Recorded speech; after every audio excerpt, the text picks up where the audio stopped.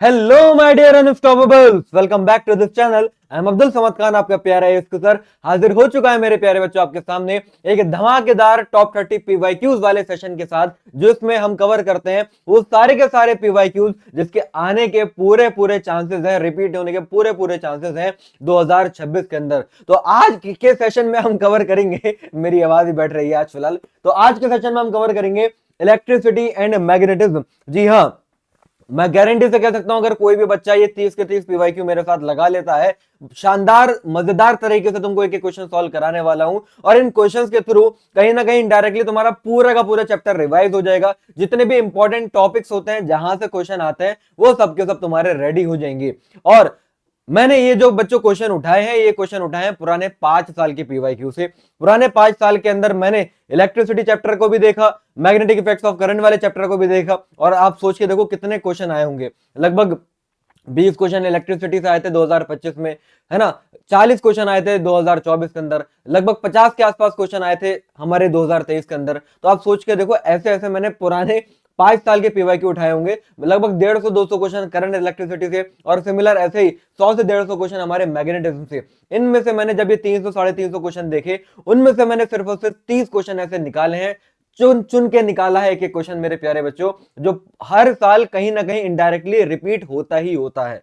तो आपको पीवाईक्यूज तो खुद से लगाने ही है, लेकिन अगर आप चाहते हो कि यार इतने ढेर सारे पीवाईक्यू से पहले हम वो सारे पीवाईक्यू कर लें जो आएंगे ही आएंगे जिस टाइप के क्वेश्चन, तो वो आज के सेशन में तुमको देखने को मिलने वाले हैं। तो अब ये मुझे बताने की जरूरत नहीं है तुमको, ये सेशन अगर लगाओ तो शुरू से लेकर आखिर तक पूरा लगाना। एक दो क्वेश्चन करने का अगर मूड है तो भाई साहब देखने की जरूरत ही नहीं है, कोई फायदा आपको उससे होगा नहीं, क्योंकि ठीक है। और मैं देख रहा हूं बहुत सारे बच्चे जो हैं वो सीरियस हैं, और मकसद हमारा याद है, मकसद वो भूले नहीं है कि मकसद इस बार ये था, हमारा नारा था हर एक बच्चे का, हर एक जेडब्ल्यू एस्पिरेंट का इस बार यही नारा कि भाई इस बार फिजिक्स में 80 पार नंबर लेकर आने हैं। तो 80 से प्लस अब नंबर लाने के लिए तुमको ये सारे सेशन तो लगाने ही है।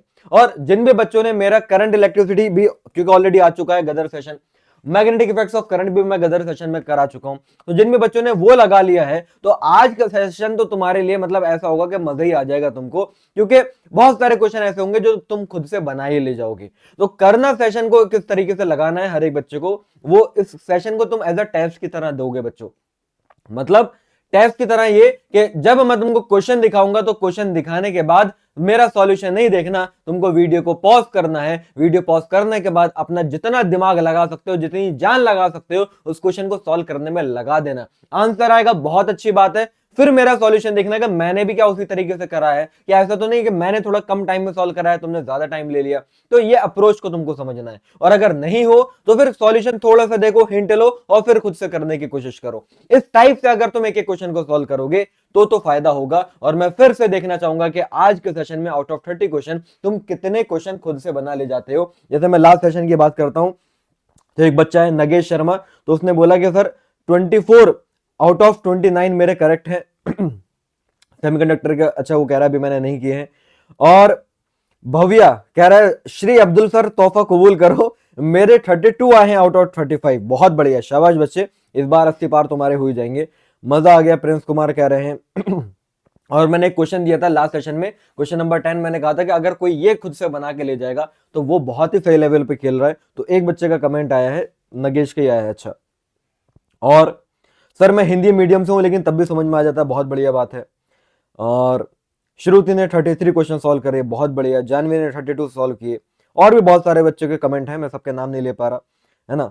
लेकिन फिलहाल इसी टाइप से आप लोग सॉल्व करते रहो बच्चों सेशन को, है ना। तो धीरे धीरे ये वो चीज है जो एकदम से तुमको ड्रास्टिक रिजल्ट नहीं देती है, लेकिन हाँ एक्चुअल इंप्रूवमेंट जो आता है तुम्हारा इस टाइप के सेशन से आता है। तो फटाफट मेरे प्यारे बच्चों कर दो सब के सब इस सेशन को लाइक, अगर तुम ये चाहते हो कि ये सीरीज कंटिन्यूड रहे, क्योंकि मैं बता रहा हूं ये सीरीज कंटिन्यू सिर्फ इसलिए ही हो पा रही है क्योंकि मैं इधर अधर से अपना सोने का टाइम कम करके, है ना, कोई जरूरी काम होता है वो छोड़ के मैं उस टाइम पर मैं तुम्हारा सेशन रिकॉर्ड कर देता हूं, ठीक है। तो बस ये सीरीज इसी वजह से कंटिन्यू हो पा रही है, वरना तो बहुत मुश्किल है मेरे लिए, क्योंकि टाइम इतना नहीं हो पा रहा है कि मैं तुम्हारे लिए सेशन रिकॉर्ड कर पाऊं। जब भी मुझे थोड़ा सा भी टाइम मिलता है तो मैं खड़ा हो जाता हूं सेशन रिकॉर्ड करने के लिए। तो अगर आप चाहते हो कि सीरीज कंटिन्यू रहे तो सारे के सारे बच्चों यार इस सेशन को लाइक करो और कमेंट में एक बार फिर से लिख दो कि इस बार फिजिक्स में 80 पार। ये तुमको लगातार लिखना है, एक बार बोलोगे भूल जाओगे, लेकिन अगर रोज बोलोगे रोज तुम्हारे दिमाग में सिग्नल जाएगा कि भाई फिजिक्स में तो 80 लाने हैं, फिजिक्स में तो 80 लाने हैं। तो तुम लिखोगे ना तो वो पूरे दिन के लिए तुम्हें ये बात याद रहेगी कि आज भैया मुझे पढ़ना है ताकि मेरे फिजिक्स में 80 आ जाए। तो इसलिए मैं तुमसे कह रहा हूँ हर एक बच्चा लिखता रहे, चाहे भले ही लिखने में तुम बोर हो रहे हो, लेकिन वही कहानी है कि कंसिस्टेंसी बहुत ज्यादा जरूरी होती है। तो आइए इधर उधर की बातें बिना करते हुए सीधा मुद्दे की बातों पर आते हैं और शुरू करते हैं हम पहले क्वेश्चन से। पहला ही क्वेश्चन हमारा करंट इलेक्ट्रिसिटी का है। 2023 में सवाल आया था भैया, है ना। जो भी जिस भी साल में जो भी सवाल आया, जो मुझे लगा कि आ सकता है वो वहां से मैं उठा के लेकर आ गया। तो यहां पर आप देखो, ध्यान से देखो कि 4 ऑप्शन आपको दे रखे हैं और इन चारों ऑप्शन में आपसे बोला जा रहा है अरेंज करो पावर का लॉस किस में हो रहा होगा इन असेंडिंग ऑर्डर। ठीक है, तो यहां पर आप देखिए एक चीज कि चारों के चारों में देखो करंट सेम आई है, चारों ही रेजिस्टेंस का ये जो कॉम्बिनेशन है चारों में आई करंट आई है। तो अब आपको ये बताना है कि किसमें सबसे कम पावर का लॉस हुआ होगा और किसमें सबसे ज्यादा पावर का लॉस हुआ होगा। इसको जरा एक बार खुद से ट्राई करो वीडियो पॉज करके। क्या आपको ये क्लियरली दिख पा रहा होगा क्वेश्चन? वैसे दिख तो रहा होगा, अगर ना दिखे तो थोड़ा सा तुम जूम कर लेना, क्योंकि ये छोटे छोटे हैं, है ना। टाइपिंग नहीं कर पाया, एडिटर को मैंने दिया था क्योंकि समझ जाओ लोड ज्यादा चल रहा है, तो मैं इसी टाइप से लेकर आ गया, क्योंकि वरना सेशन ही तुम्हारा वरना नहीं हो पाता। तो देखिए फिलहाल तो डिफरेंट कॉम्बिनेशन आपको दे रखे हैं और आपको बताना है increasing order of power dissipation. तो सबसे पहली बात मुझे ये बात समझ में आती है कि पावर के तो कई फॉर्मूले हैं यार। पावर लॉस का फॉर्मूला I² RB होता है और V²/RB होता है। तो एक फॉर्मूला ये कह रहा है कि रेजिस्टेंस के डायरेक्टली प्रोपोर्शनल और एक फॉर्मूला ये कह रहा है कि रेजिस्टेंस के इनवर्सली प्रोपोर्शनल। अब ये तो बड़ी दुविधा वाली बात है। तो यहां पर तुमको एक सिग्नल ये मिला कि भाई पावर रेजिस्टर के डायरेक्टली प्रोपोर्शनल में तभी तो मानूंगा ना जब करंट कांस्टेंट होगी, और पावर रेजिस्टेंस के इनवर्सली प्रोपोर्शनल में तभी तो मानूंगा ना जब पोटेंशियल कांस्टेंट होगा। इन चारों केस में क्या चीज है जो कांस्टेंट है? क्या पोटेंशियल कांस्टेंट है या फिर करंट कांस्टेंट है? तो मेरे प्यारे बच्चों तुमको चमक गया होगा कि चारों में करंट कांस्टेंट है। तो ये सवाल आ चुका है, हो सकता है 2026 में ये सवाल हो जिसमें लिखा हुआ हो कि भाई पोटेंशियल चारों में कांस्टेंट है, तो उसमें कहानी ये वाली लगाना। अभी फिलहाल इस क्वेश्चन में कहानी ये वाली मैं लगाऊंगा। तो ये क्वेश्चन मुझसे कहना चाह रहा है कि जिसमें भी इक्विवेलेंट रेजिस्टेंस सबसे ज्यादा, पावर सबसे ज्यादा, जिसमें रेजिस्टेंस सबसे कम, पावर सबसे कम। आहा क्या बात है। अच्छा, तो यहां पर अब हम देखें तो रेजिस्टेंस सबसे कम क्या होगा, तो निकाल ही लेते हैं ना। तो ये R और R आपस में देखो भाई पैरेलल में है, तो इक्विवेलेंट रेजिस्टेंस इन दोनों का R/2 हो गया, और ये R फिर सीरीज में है, तो total resistance R/2 plus R ये करके आएगा 3R/2। क्या सीरीज पैरेलल कॉम्बिनेशन तो आता ही होगा। अब ऐसे ये देखो, ये R और R सीरीज में है तो 2R ऊपर हो गया और ये R नीचे है, तो अब ये पैरेलल में है तो मैं दोनों को मल्टीप्लाई कराऊंगा, नीचे दोनों को ऐड कराऊंगा, तो 2R into R upon 2R plus R। तो ये सॉल्व करके मेरे प्यारे बच्चे आ रहा है 2R/3। सेम ऐसे यहां पर ये तीनों के तीनों ही पैरेलल में है, तो ये इक्विवेलेंट रेजिस्टेंस यहां से आएगा R/3, और ये तीनों के तीनों ही सीरीज में है तो सीधा सीधा ऐड करेंगे तो यहां से इक्विवेलेंट रेजिस्टेंस आएगा 3R। तो मुझे यहां पर देखना है कि सबसे कम रेजिस्टेंस किसमें है। तो सबसे कम रेजिस्टेंस मेरे प्यारे बच्चे C वाले में मुझे दिखाई दे रहा है, तो सबसे कम पावर C वाले में लॉस हुई होगी, तो सबसे कम C होना चाहिए। R/3 से बड़ा है भाई 2R/3, तो B में होना चाहिए। तो पहले C आएगा, फिर B आएगा, फिर A आएगा, और सबसे ज्यादा तो भाई D में, तो फिर D आएगा। तो CBAD, CBAD कहां है? CBAD तो मेरे हिसाब से ऑप्शन बी हो जाना चाहिए। क्या आपका ये आंसर है? बिल्कुल सही यार, option B is the correct answer. देख लो, बहुत ही बढ़िया कहानी ये इन्होंने हमको बताई। नेक्स्ट क्वेश्चन पे चलते हैं, क्वेश्चन नंबर 2। अब ये इसी साल 2025 में क्वेश्चन आया था and it is on Wheatstone bridge. जी हाँ, गेहूं के पत्थरों का बना हुआ पुल। ठीक है, व्हीटस्टोन ब्रिज क्या कह रहा है? बोला ये जा रहा है इन द क्वेश्चन, करंट बताइए, द वैल्यू ऑफ करंट बतानी है आपको जब potential at A is equals to the potential at B. मतलब जब ए वाले पॉइंट का पोटेंशियल बी वाले पॉइंट के पोटेंशियल के बराबर हो रहा है, एट दिस टाइम आपको बतानी है कि सर्किट में कितनी करंट गुजर रही होगी। बता देंगे। कैसे बताओगे सर? सिंपल सी बात है, देखो ये व्हीटस्टोन ब्रिज तो है, और जब ए वाले पॉइंट का पोटेंशियल बी वाले के बराबर हो गया, मतलब ये बीच वाले से करंट गुजर ही नहीं रही क्योंकि पोटेंशियल डिफरेंस 0 हो गया। तो जब बीच वाले से करंट ही नहीं गुजरती, जब पोटेंशियल डिफरेंस 0 हो जाता है, तो वो हमारा बैलेंस्ड व्हीटस्टोन ब्रिज बोला जाता है। क्या बोला जाता है, बैलेंस्ड व्हीट स्टोन ब्रिज। और बैलेंसिंग की कंडीशन क्या होती है, ऊपर वाले रजिस्टर का रेशो नीचे वाले रजिस्टर के रेशो के बराबर आएगा। मतलब 10/20 will be equals to R/40। तो यहां से अगर हम देखें तो R आ रहा है 20, मतलब इस रेजिस्टेंस की वैल्यू 20 ओम मुझे पता चल गई। अभी इतना ही नहीं, अभी तो और सुनिए, अभी ऊपर 10 और 20 कितना हो गया, 10 और 20 ये हो गया 30, और ये 40 और 20 कितना हो गया मेरे भाई, 40 और 20 हो गया 60। तो ऊपर दोनों सीरीज में, नीचे दोनों सीरीज में, आपस में पैरेलल में। तो जब मैं इक्विवेलेंट रेजिस्टेंस निकालूंगा तो इक्विवेलेंट रेजिस्टेंस कैसा आएगा भाई, ये आया हमारा 30, ये आया हमारा 60। तो कैसे निकालते हैं भाई, दोनों को ऊपर कराओ मल्टीप्लाई और नीचे दोनों को करा दो प्लस, समझे ये। तो ये हमारा बनेगा 30 इंटू 60/90। ये 3 से गया तो यहां से लो भाई साहब, इक्विवेलेंट रेजिस्टेंस भी 20 ही आ गया। अब इक्विवेलेंट रेजिस्टेंस 20 आ गया तो करंट बता दो। तो करंट का फॉर्मूला क्या होता है, आई का फॉर्मूला V/R होता है। तो V कितना है, V हमें दे रखा है 40 और R कितना है वो हमको दे रखा है 20। तो 40/20 यहां से आ गया 2 ampere. So current will be 2 ampere. क्या यही आंसर है आपका? नहीं, मार्क करते हुए चलना है भाई साहब, आपको मार्क करते हुए चलना है। कॉपी पेन लेकर बैठो, जो खुद से बना लो टिक करते जाओ, जो खुद से ना बने क्रॉस करते जाओ, और लास्ट में आके देखना कि कितने क्वेश्चन तुमने खुद से बनाए हैं। और अगर कोई भी बच्चा आज के सेशन में ये बोलता है कि सर मैंने 30 में से मोर देन 23 या 24 कर दिए खुद से, तो मतलब तुम बहुत अच्छे लेवल पर हो। और ठीक है, लेकिन अगर कोई बच्चा ये कह रहा है कि सर 15 से भी कम हो पाए हैं, तो भी बताना, कोई इसमें शर्म वाली बात नहीं है। तभी तो तुम ज्यादा से ज्यादा चीजों को सीखोगे।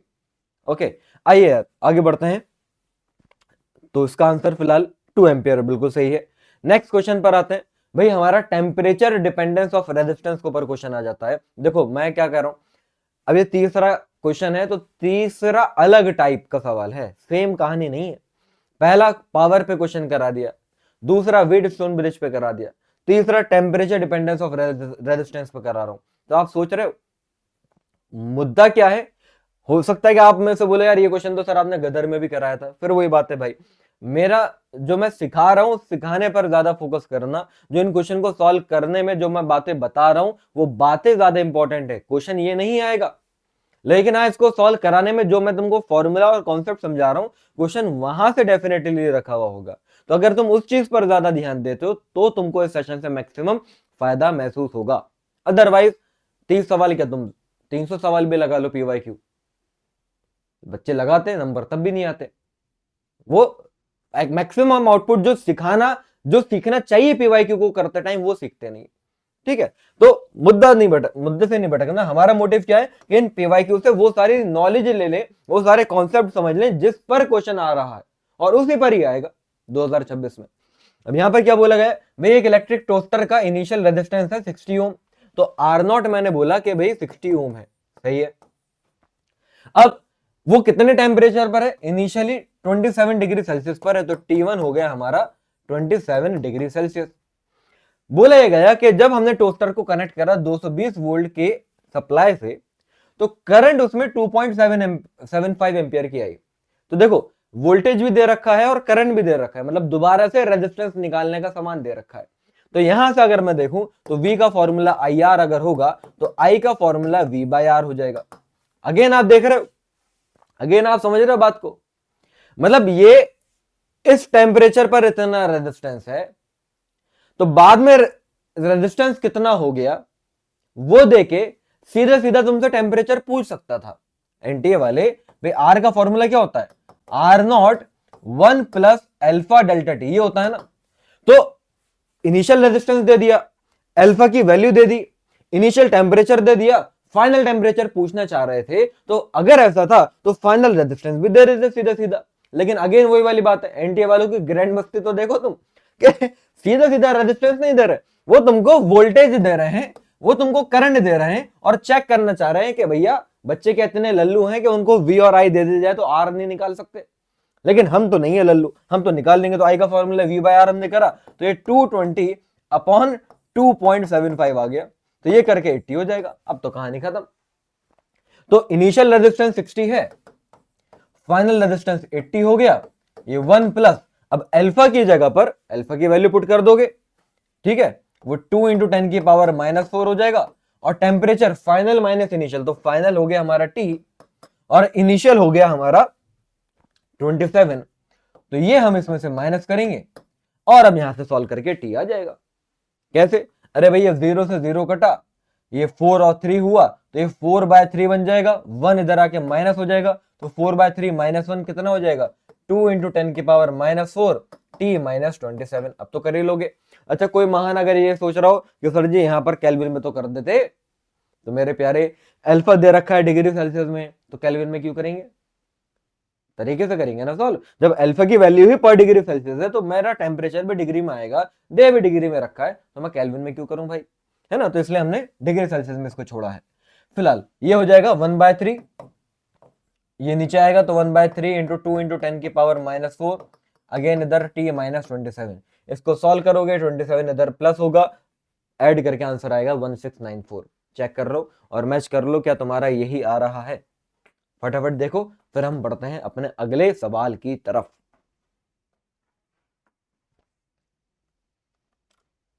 हाँ जी, चलें चलें भाई, बहुत ही बढ़िया। चलो चलते हैं अपने नेक्स्ट क्वेश्चन की तरफ। क्वेश्चन नंबर 4, बहुत ही तगड़ा, बहुत ही बढ़िया क्वेश्चन, 2023 का सवाल। ये मैंने अब तक तुमको किसी भी सेशन में अब तक इस साल में एक बार भी नहीं कराया है। ना मैंने तुमको ये सवाल वन शॉट में कराया, ना मैंने तुमको जितने भी, मैंने जो भी कहीं पर भी सेशन लिया, चाहे गदर हो जाए चाहे कैसे भी हो जाए सेशन, ये सवाल मैंने नहीं करा। तो आज हो सकता है तुम ये पहली बार ही देख रहे हो। तो बढ़िया क्वेश्चन है, और जो इस क्वेश्चन को समझ पाएगा, मतलब करंट इलेक्ट्रिसिटी में भाई तुम रेजिस्टेंस वाली कहानी, कॉम्बिनेशन ऑफ रेजिस्टेंस बढ़िया से सीख पा रहे हो। मैं पहले ही वॉर्न कर देता हूं, दिमाग लगेगा इस क्वेश्चन के अंदर, टफ नहीं है तो बहुत ही इजी, ठीक है। और मतलब 30 सेकंड के अंदर मैं सॉल्व करा सकता हूं, लेकिन सुकून से करेंगे, तरीके से करेंगे, जल्दबाजी नहीं करेंगे, वरना तुमको समझ में नहीं आएगा। तो यहां पर क्वेश्चन में इस टाइप का पूरा सर्किट दे दिया गया है, और क्या कहा जा रहा है, find out the current flowing the resistor R2। R2 वाला रेजिस्टर कहां है? देखो ये हमारा R2 है, दिख रहा है? अच्छा, ये रेजिस्टेंस तो दिख ही रहे होंगे, ये मैं लिखूं, ये रेजिस्टेंस कितने कितने हैं भाई? ये हमें दे रखा है 2 ओम, दिस इज 3 ओम, अगेन 3 ओम, ये हो गया 6 ओम, ये 2 ओम, ये 4 ओम, ठीक है, ये भी हमें दे रखा है 4 ओम। ये है कहानी। तो अब इस क्वेश्चन के अंदर आपको ये बताना है कि इस 4 ओम वाले रेजिस्टर से कितनी करंट पास हो रही है। बहुत ही बढ़िया क्वेश्चन है, ध्यान से समझना। तो पहला काम तो आपको ये करना पड़ेगा कि पहले टोटल इक्विवेलेंट रेजिस्टेंस निकालो। अब ये क्यों कर रहे हैं सर? अरे इसमें कितनी करंट जाएगी उससे पहले ये तो पता चले कि ओवरऑल बैटरी कितनी करंट निकाल रहा है, और ओवरऑल बैटरी कितनी करंट निकाल रहा है वो तो तभी आएगी ना जब टोटल रेजिस्टेंस मालूम होगा। तो समझ रहे हो क्या करना है? तो शुरुआत हम करेंगे यहां से, ठीक है। मैं इसके तुमको रिड्यूस नेटवर्क भी रफ में बना बना के दिखा देता हूं। जैसे कि यहां से शुरुआत हम करेंगे, तो ये 2 और मतलब ये 4 और ये 2 आपस में मिलकर हो गया सीरीज में, तो 6 ओम हो गया। इतना तो समझ सकते हो कि यार ये 4 है और ये 2 है, तो ये आपस में मिलकर कितना हो गया? 6 ओम हो गया। अब ये 6 ओम और अब ये वाला 6 ओम आपस में पैरेलल, जब 6 और 6 आपस में पैरेलल हुए तो इक्विवेलेंट आएगा 3। नहीं आई समझ में बात? अगर आइडेंटिकल होते हैं पैरेलल में तो डिवाइड कर दो, अगर आइडेंटिकल होते हैं सीरीज में तो मल्टीप्लाई कर दो। तो फिलहाल ये 4 और 2 तो अलग अलग थे, तो प्लस कर दिया, 6 आ गया। अब 6 और 6 पैरेलल में है, तो 6 और 6 का इक्विवेलेंट रेजिस्टेंस भाई 2 से डिवाइड करोगे तो 3 आएगा। तो मतलब मुझे क्या पता चला कि इस ए वाला और सी वाले के बीच में ओवरऑल रेजिस्टेंस 3 है। अब ये तीनों मिलकर अगर 3 बन गए तो ये 3 और ये 3 आपस में सीरीज में हो गया। अगेन चमका, देखो चमका या नहीं चमका? ये तीनों मिलकर 3 हो गए, तो ये 3 और ये 3 सीरीज में है, तो 3 और 3 फिर से 6 हो गया। आहा, ओहो, समझे? तो देखो अगर मैं तुमको दिखाऊं ये ई वाली कहानी, ठीक है, ये कहानी जो मैं तुमको बता रहा था, तो ये डी है, ये सी है, यहां से हमारा 6 आ चुका है, ये हमारा 3 है, ये हमारा ये 4 वाला है, ठीक है, ये ए वाला पॉइंट है बच्चों। तो हमें बात मालूम है कि ए और सी के बीच में 6 आ चुका है, डी और सी के बीच में 3 है, नहीं, ए और सी के बीच में हमारा 3 आ चुका था, सॉरी 3 आ चुका है, और ये ये भी 3 और ये भी 3, तो 3 और 3 अगेन सीरीज में मिलकर 6 हो गए। मैं ये तुमको बताना चाह रहा हूं। तो ये 3 और ये 3 मिलकर अगर 6 हो गया, अच्छा यहां पर भी 2 ओम था, हाँ, तो ये 3 और ये 3 मिलकर अगर क्या हो गया, 6 हो गया। फिर ये 6 और ये 3 आपस में मिलकर क्या हो गया, निकालना पड़ेगा पैरेलल में। तो 6 इंटू 3 अपॉन में 6 प्लस 3, तो ये हो जाएगा 18/9, मतलब का 2 आ रहा है। तो यहां से ये 3 हटा दूं, अब ये 3 हटा दूं, और ये सब मिल मिला के हमारे कितना बैठ रहा है भाई, ये सब मिल मिला के हमारा 2 बैठ रहा है। लो भाई, तो यहां पर मैंने 2 कर दिया। अच्छा बैटरी देखो यहां पर ऐसे लगी हुई है, तो अब ये वाला 2 और ये वाला 2 अगेन हमारा सीरीज में हो गया। ये 2 और ये 2 हमारा आपस में क्या हो गया, सीरीज में हो गया। तो 2 और 2 हो गया 4, और अगर ये 2 और 2 4 है, तो वो 4 और ये 4 आपस में पैरेलल में है, तो यहां से इक्विवेलेंट रेजिस्टेंस हमारा 2 आ गया। क्योंकि 4 और 4 जब पैरेलल में है, तो 4 को 2 से डिवाइड करेंगे, तो इक्विवेलेंट 2 आ गया। तुमको आगे बढ़ना ही नहीं है जब तक तुमको ये जो मैंने बातें बताई हैं वो समझ में आई नहीं है, ठीक है। अब ये चीज मैं एक बार और बताऊं, उससे बेहतर ये है कि तुम थोड़ा सा जाओ 1-2 मिनट पीछे और रिपीट करके दोबारा सुनो, क्योंकि दोबारा से भी तो मैं वही बातें बताऊंगा जो मैंने अभी बताई हैं, ठीक है। अगर समझ में नहीं आया तो तुमको ये 2 बार 3 बार 4 बार 5 बार जितनी बार सुनना पड़े सुनना, और आगे मत बढ़ना जब तक तुम इक्विवेलेंट रेजिस्टेंस 2 कैसा है ये दिमाग पे जोर डाल के ना समझ पाओ। और दिमाग पे जोर तुमको डालना पड़ेगा भाई। मैं बोल सकता हूं सिर्फ अपने शब्दों से, इमेजिन तो तुम्ही को करना पड़ेगा, कैलकुलेशन तो तुम्ही को करनी पड़ेगी दिमाग में, जब तो तुमको पता चलेगा ये 2 कैसे आया, ठीक है। तो मुझे एक बार जरूर बताइएगा कि क्वेश्चन नंबर 4 में इक्विवेलेंट रेजिस्टेंस जो 2 मैंने निकाला है, ये कितने बच्चों को यह बात समझ में आ रही है, ठीक है। ये मैं जरूर जानना चाहूंगा ताकि मुझे आइडिया तो हो कि भाई अभी किस टाइप के बच्चे हैं जो अभी ये सेशन को देख रहे हैं। फिलहाल इक्विवेलेंट रेजिस्टेंस तो आ गया, अभी कहानी खत्म नहीं, अभी सफर लंबा है थोड़ा। तो करंट का फॉर्मूला पोटेंशियल अपॉन रेजिस्टेंस होता है। तो पोटेंशियल कितना है भाई बैटरी का, 8 वोल्ट है, तो 8 डिवाइडेड बाय टोटल रेजिस्टेंस 2, तो करंट आई है हमारी 4 एम्पियर। अब यहां से तो सवाल शुरू हुआ असली। अब यहां से देखो, यहां से हमारी 4 एम्पियर की करंट चली, लो चली 4 एम्पियर की करंट चली। तो फिलहाल अब ये 4 एम्पियर की जो मेरे प्यारे बच्चे करंट चली है, अब वो यहां पर पहुंची है, ई वाले पॉइंट पर पहुंची है। क्या होगा, क्या होगा सर, हमें ये बात मालूम है, हमें ये बात मालूम है कि 2 और 2 टोटल मिलके 4 ही तो हो गया था, ठीक है। मतलब अगर मैं ये सीडी ये वाला वायर ऐसे करके दिखाऊं, तो हमें ये बात मालूम है कि जब हमने ये पूरी की पूरी कैलकुलेशन करी तो ये भी 4 आया था और ये भी 4 आया था। तो अगर यहां से 4 एम्पियर की करंट निकली, तो ये पूरा का पूरा नेटवर्क 4 ओम का बैठ रहा है और ये 4 ओम का बैठ रहा है। तो जब करंट डिवाइड होगी तो कुछ इधर जाएगी और कुछ इधर जाएगी, तो क्योंकि 4 एम्पियर की करंट है, तो इधर पूरे पोर्शन में कितनी जाएगी और इधर पूरे पोर्शन में कितनी जाएगी, वो इस बात पे डिपेंड करेगा कि कितना कितना रेजिस्टेंस है। लेकिन यहां पर ज्यादा दिमाग लगाने की जरूरत ही नहीं, क्योंकि दोनों तरफ रेजिस्टेंस बराबर, तो करंट भी तो बराबर ही बटेगी। तो हमने ये देखा कि यहां से 2 एम्पियर इधर नीचे आ गई करंट और 2 एम्पियर इधर चली गई। मतलब यहां अगर मैं दिखाऊं तो 2 एम्पियर करंट नीचे आ गई और यहां पर 2 एम्पियर इधर चली गई। क्या तुमने ये बात समझी? मैं बता रहा हूं लल्लू सवाल नहीं है ये। फिलहाल अब ये 2 एम्पियर की करंट जब इधर आई, ई वाले से निकली, जब ई वाले से निकली निकली निकली निकली 2 एम्पियर की करंट, तो कहां पर पहुंची, अब डी वाले पर पहुंची। अब फिर वही कहानी, जब डी पर पहुंची तो अब करंट बटेगी, बटेगी तो कुछ इधर जाएगी और कुछ इधर जाएगी। तो भाई ये वाला वायर 3 ओम का है और इधर वाले वायर का रेजिस्टेंस 3 ओम नहीं है, ना ना ना ना ना ना ना, इधर वाले वायर का ये पूरा का पूरा रेजिस्टेंस हमारा क्या आया था, याद करो भाई। ये इधर ऐसे जा रहा है, इसके रास्ते में 3 ओम ही आ रहा है, लेकिन इसके रास्ते में तो 3 6 4 2 ये सब आ रहे हैं। तो टोटल इतने वाले पोर्शन का रेजिस्टेंस, टोटल इतने वाले पोर्शन का रेजिस्टेंस कितना आया था हमारा, बता चुका था, दोबारा बताऊं, 4 और 2 हुआ था 6, 6 और 6 पैरेलल में हुआ था 3, और फिर 3 और 3 मिलके हुआ था 6। मतलब मैं यहां पर अगर तुमको ये बात दिखाऊं तो ये डी वाले वायर पे जब आप देख रहे हो, तो यहां से करंट हमारी ये 2 एम्पियर जो आई है, इधर रेजिस्टेंस हमारा है 3 ओम और इधर रेजिस्टेंस कितना है भाई, 3 और 3 6 ओम, इधर वाले पोर्शन का रेजिस्टेंस 6 ओम है। तो अब ये 2 एम्पियर की जो करंट आई कुछ इधर जाएगी और कुछ इधर जाएगी, वो कितनी कितनी होगी वो कैसे पता चलेगा? तो मैं ये मानता हूं कि इधर करंट आ रही है I1 और इधर करंट आ रही है I2। तो अब यहां पर मैं लगाऊंगा रेशियो मेथड, जो मैंने गदर में भी पढ़ा है और सब तरफ जहां पर भी मैं करंट इलेक्ट्रिसिटी पढ़ा चुका हूं वहां पर मैंने पढ़ा है। रेशियो मेथड क्या कहता है कि अगर मान लो आपको I2 निकालना है तो रेजिस्टेंस का रेशियो करना होता है, लेकिन अगर करंट मैं इसके निकाल रहा हूं तो रेजिस्टेंस मैं इसके ऊपर रखता हूं। I2 का फॉर्मूला मैंने पढ़ाया था R1 upon R1 plus R2। तो I2 अगर निकालना है तो R1 क्या हो गया, ये 3, और R1 प्लस R2 मतलब 3 प्लस 6 9 इंटू टोटल करंट कितनी आ रही है, तो टोटल करंट आई है 2 एम्पियर। तो जब मैंने यहां पर ये करा तो भैया सॉल्व करके 2/3 एम्पियर आ गया। मतलब कहानी ये हुई कि इधर वाले वायर के अंदर करंट कितनी आई है, 2/3 एम्पियर आई है। सेम ऐसे इधर भी आई होगी। इधर के लिए आप क्या करोगे, इधर के लिए आप 6/9 इंटू 2 करोगे, लेकिन उसकी जरूरत ही नहीं है।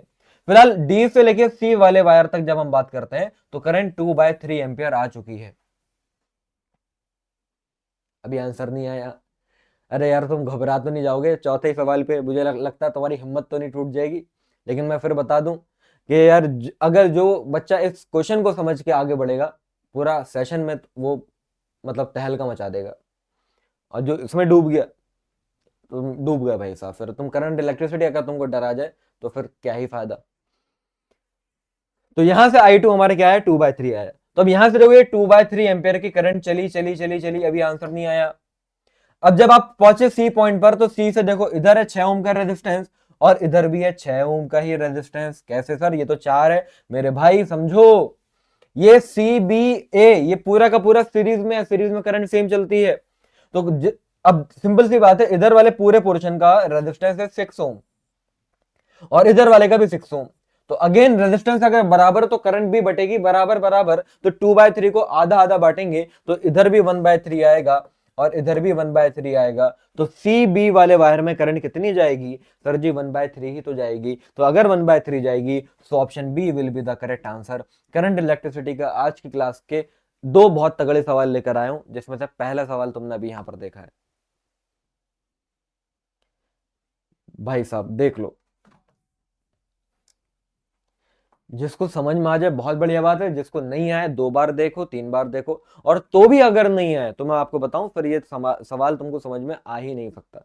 तो तुम इसको स्किप करके छोड़ के आगे बढ़ सकते हो, ज्यादा लोड नहीं लेना है ना, ज्यादा लोड नहीं लेना। लेकिन मैं चाहूंगा कि तुम लोग पूरी जान लगा दो इसको समझने में।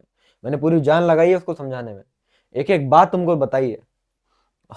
बड़ा भयानक सा लग रहा है, तुम देख रहे हो ये बड़ा भयानक सा लग रहा है।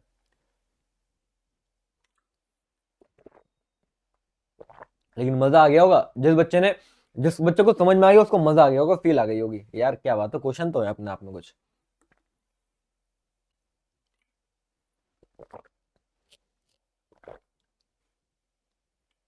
हम्म।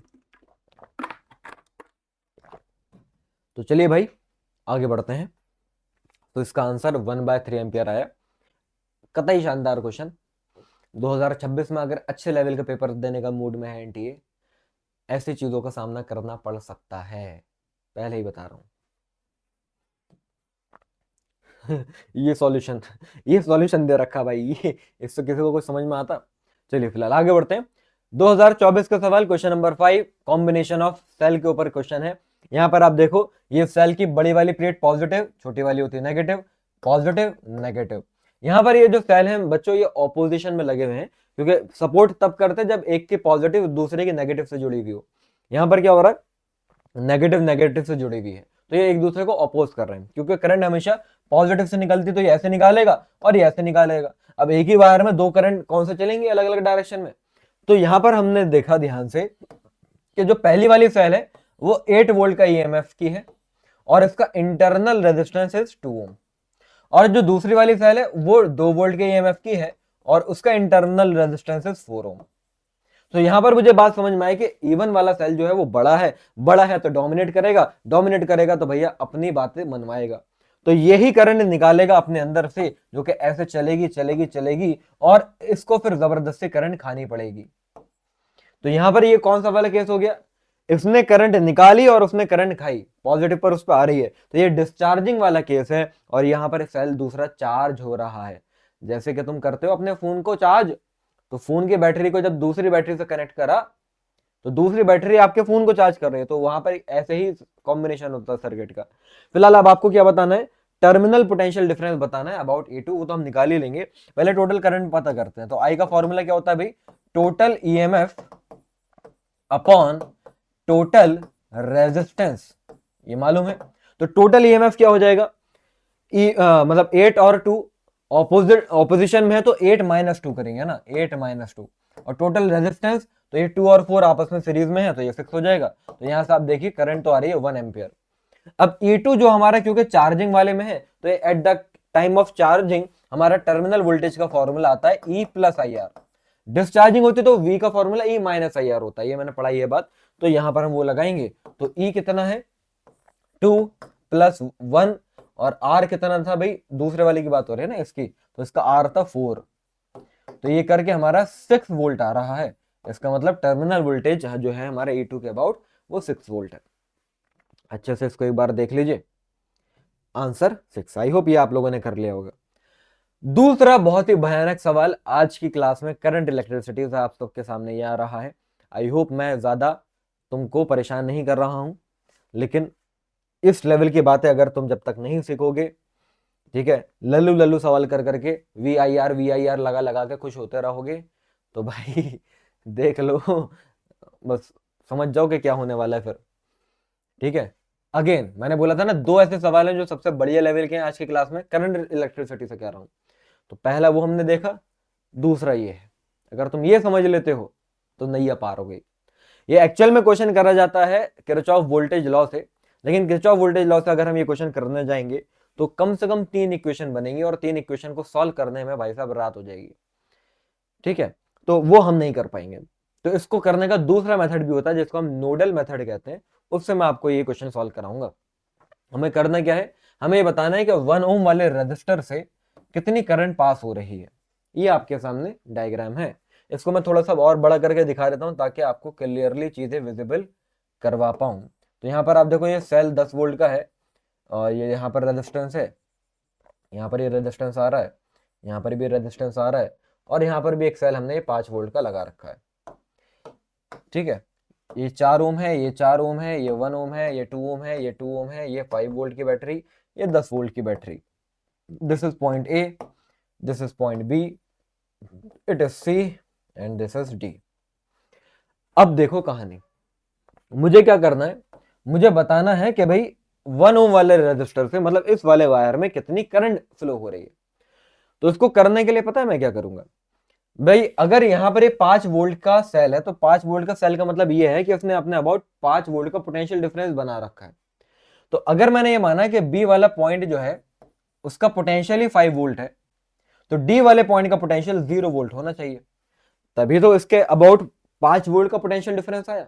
अब ये सर आपने ऐसा ही क्यों करा भाई, ये तरीका होता है क्वेश्चन को आसान बनाने का, कि एक को मुझे 0 मानना था तो दूसरा 5 हो गया, ताकि पोटेंशियल डिफरेंस इनके अबाउट 5 का रहा। देखो 5 माइनस 0 5 ही आ रहा है।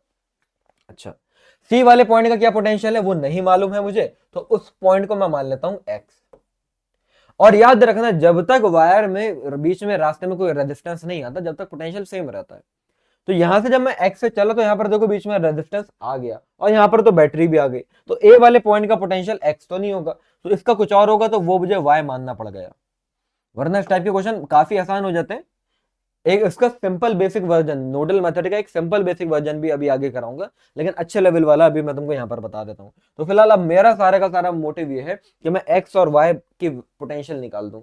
अगर वो आ जाएगा तो यहां से बीच वाले वायर से गुजरते हुए करंट तो निकाल ही लेंगे। अब यहां पर मैं लगाऊंगा किरचॉफ का फर्स्ट लॉ। नोडल मेथड कोई नई चीज नहीं है, वो किरचॉफ का करंट लॉ ही है। क्या कहता था कि किसी भी जंक्शन पर सारी करंट का सम 0। भाई करंट का फॉर्मूला क्या होता है, पोटेंशियल डिफरेंस अपॉन रेजिस्टेंस ना, तो ये सबका सम करके 0 करूंगा। देखो कैसे लिखेंगे, अगर मैं सी पॉइंट की बात कर रहा हूं तो पोटेंशियल डिफरेंस ऊपर वाले वायर में कितना होगा भाई, वो हो जाएगा x माइनस 5, ये पोटेंशियल डिफरेंस। रेजिस्टेंस कितना है इस वायर में भाई 2 है, तो x माइनस 5/2।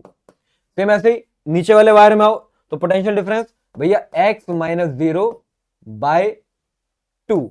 बहुत ही सिंपल सी बात है, बहुत ही सिंपल सी बात है। लेकिन अब ये वाले वायर का आएगा तो इसको थोड़ा सा ध्यान से देखना, इसकी ट्रिक होती है माइनस का साइन या प्लस का साइन। तो अब एक्स से मैं इधर जा रहा हूं ना, तो मैं पहले क्या लिखूंगा, एक्स। जब मैं इधर गया तो मैं बैटरी के जिस भी प्लेट से बाहर निकलता हूं, बैटरी का हमेशा वो साइन लिया जाता है। तो जब मैं इधर से इधर जा रहा हूं तो मैं बैटरी की पॉजिटिव प्लेट से निकला, तो यहां पर एक्स प्लस 10 हो जाएगा। तो एक्स प्लस 10 और फिर वाई तो माइनस हो गई, तो एक्स प्लस 10 माइनस वाई। दिख रहा है तुमको? नहीं दिख रहा? ये क्या है, ये x plus 10 minus y divided by, इस वायर में रेजिस्टेंस 1 है, इन सब का सम 0 हो जाएगा। अरे यार ये चीज बीच में मिनियन आ गया है। रुको, इस मिनियन को हटाता हूं पहले तो मैं, एक सेकेंड रुको, इस मिनियन को हटाया जाए पहले यहां से। हट जा भाई साहब, तेरा कोई काम नहीं है। अब समझो मैं क्या क्या लिखवाया मैंने यहां पर लिखवाया x plus 10 minus y by रास्ते का resistance 1 and it is equals to 0। ये हमारी इक्वेशन बनाई है यहां से सॉल्व करके। ऐसे y वाले के लिए बनाएंगे हम, तो देखो y माइनस 5, तो y माइनस 5 बाय रेजिस्टेंस है 4। सेम ऐसे ही y माइनस 0 रेजिस्टेंस है 4।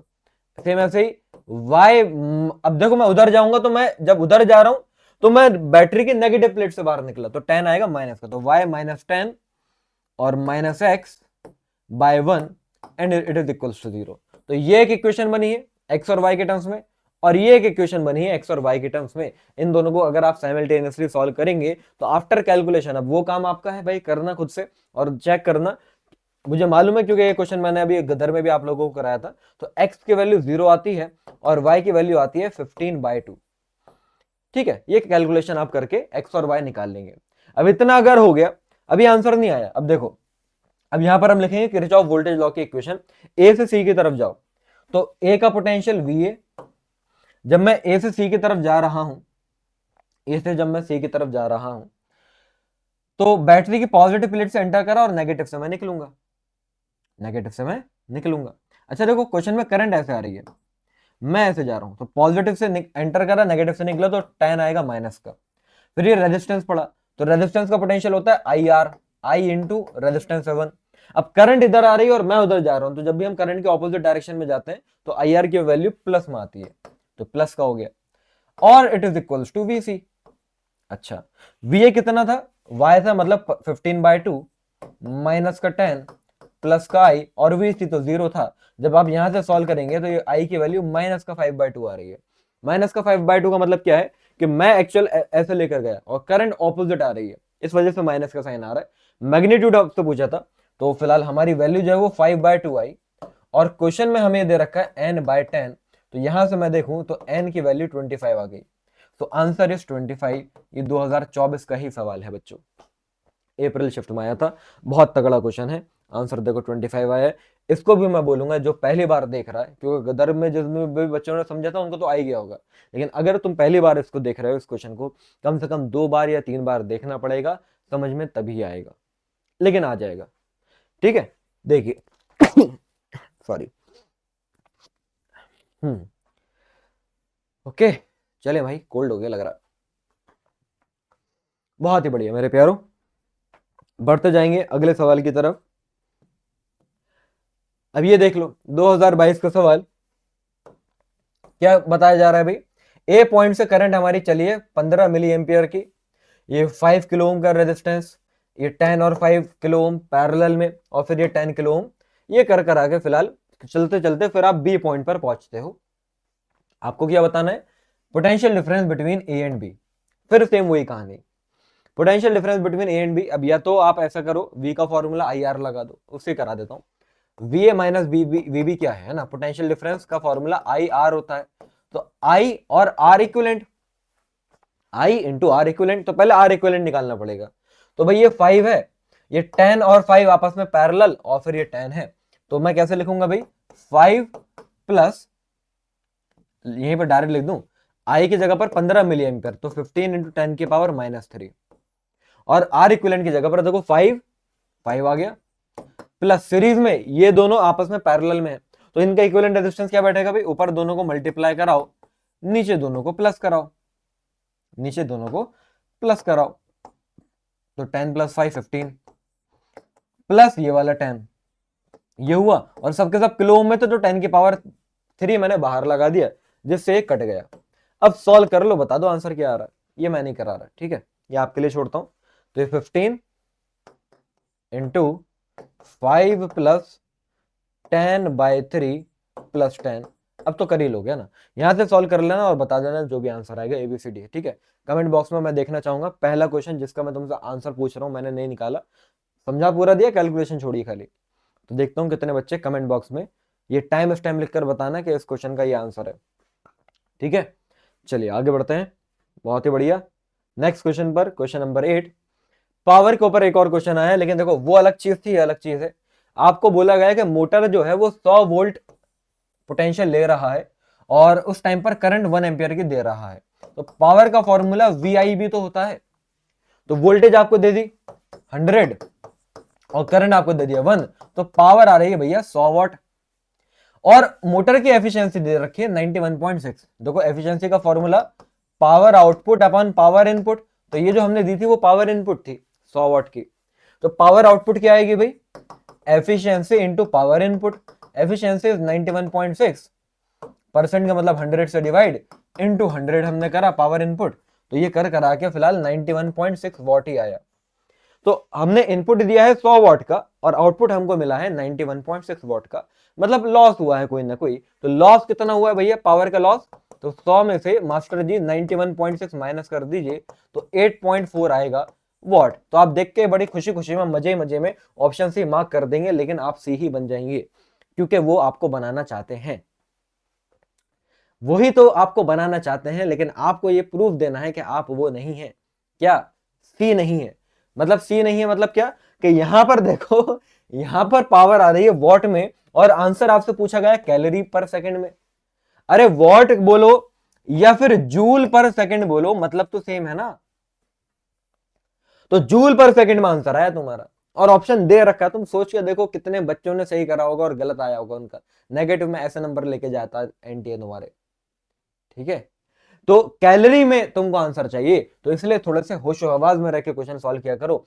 1 कैलोरी में 4.2 जूली जूली होते हैं, तो 1 जूल में क्या हो जाएगा, 1/4.2 कैलोरी, 4.2 नीचे डिवाइड में जाएगा, समझे। तो ये 8.4 को मैं 4.2 से डिवाइड करूंगा, तब आंसर कैलोरी पर सेकंड में आएगा, डेट इज 2 कैलोरी पर सेकंड। तो जिसने तुमने सोचा तक भी नहीं होगा कि आंसर बी हो सकता है, और वो बी निकला, ना कि सी। इसको एक बार अच्छे से देखो, इसी साल का क्वेश्चन है, 2025 का, काफी बच्चों ने गलत कर दिया था। फिर हम आगे बढ़ते हैं, चलें भाई, बहुत ही बढ़िया। नेक्स्ट क्वेश्चन की तरफ, क्वेश्चन नंबर 9। ये तो बहुत ही सिंपल है। यहां पर क्या बोला गया, the ratio of heat dissipated पर सेकंड, मतलब पावर ही पूछ रहे हैं, हीट पर सेकंड का मतलब पावर हो गया, इन 5 ओम एंड 10 ओम वाला रजिस्टर। तो देखो अगर ये रेजिस्टेंस R1 ये रेजिस्टेंस R2 है, तो इनमें पावर का रेशियो बताना है। तो पहली बात, ये दोनों के दोनों रेजिस्टर जो है वो पैरेलल में है। तो पैरेलल में मैंने बताया था फॉर्मूला V²/R वाला लोगे, क्योंकि पैरेलल में पोटेंशियल सेम रहता है, और वहां से मुझे ये चमका कि पावर जो है वो रेजिस्टेंस के इनवर्सली प्रोपोर्शनल है। तो अब अगर ऐसा है तो मैं आपसे P1/P2 अगर बोलूंगा, तो क्योंकि रेजिस्टेंस के इनवर्सली प्रोपोर्शनल है, तो आप इसको लिख दोगे R2/R1। तो R2 है 10, R1 है 5, तो रेशियो आ रहा है 2:1, ना कि 1:2। समझे मेरे प्यारे। तो answer will be option B. बहुत ही सिंपल लल्लू सवाल, बिल्कुल सही। नेक्स्ट क्वेश्चन नंबर 10 पर चलते हैं। यहां पर बोला गया कि अगर करंट जो हमारी गुजर रही है किसी लैंप से, वो कितना परसेंट डिक्रीज हो जाए भाई, 20% डिक्रीज हो जाए, तो आपको ये बताना है कि कितना परसेंट पावर डिक्रीज होगी। देखो भाई, पावर का फॉर्मूला होता है I² इंटू रेजिस्टेंस, मतलब I²R, ये हमारी पावर का फॉर्मूला होता है। अब अगर हमारी करंट 20% से डिक्रीज हुई है, समझना जरा ध्यान से, तो जो भी मेरी इनिशियल करंट थी वो 20% से डिक्रीज हुई, तो I माइनस 20% ऑफ I ऐसे लिखा जाता है। तो अब जो I डैश आ रहा है वो I माइनस 20% का मतलब 20/100I। तो ये सॉल्व करके आ रहा है भाई 0.80I, 0.80I। मतलब पहले करंट अगर मेरी आई थी तो अब मेरी करंट 0.8 आई हो गई है। तो अब पावर क्या होगी? तो अब पावर का फॉर्मूला आई डैश का स्क्वायर इंटू रेजिस्टेंस।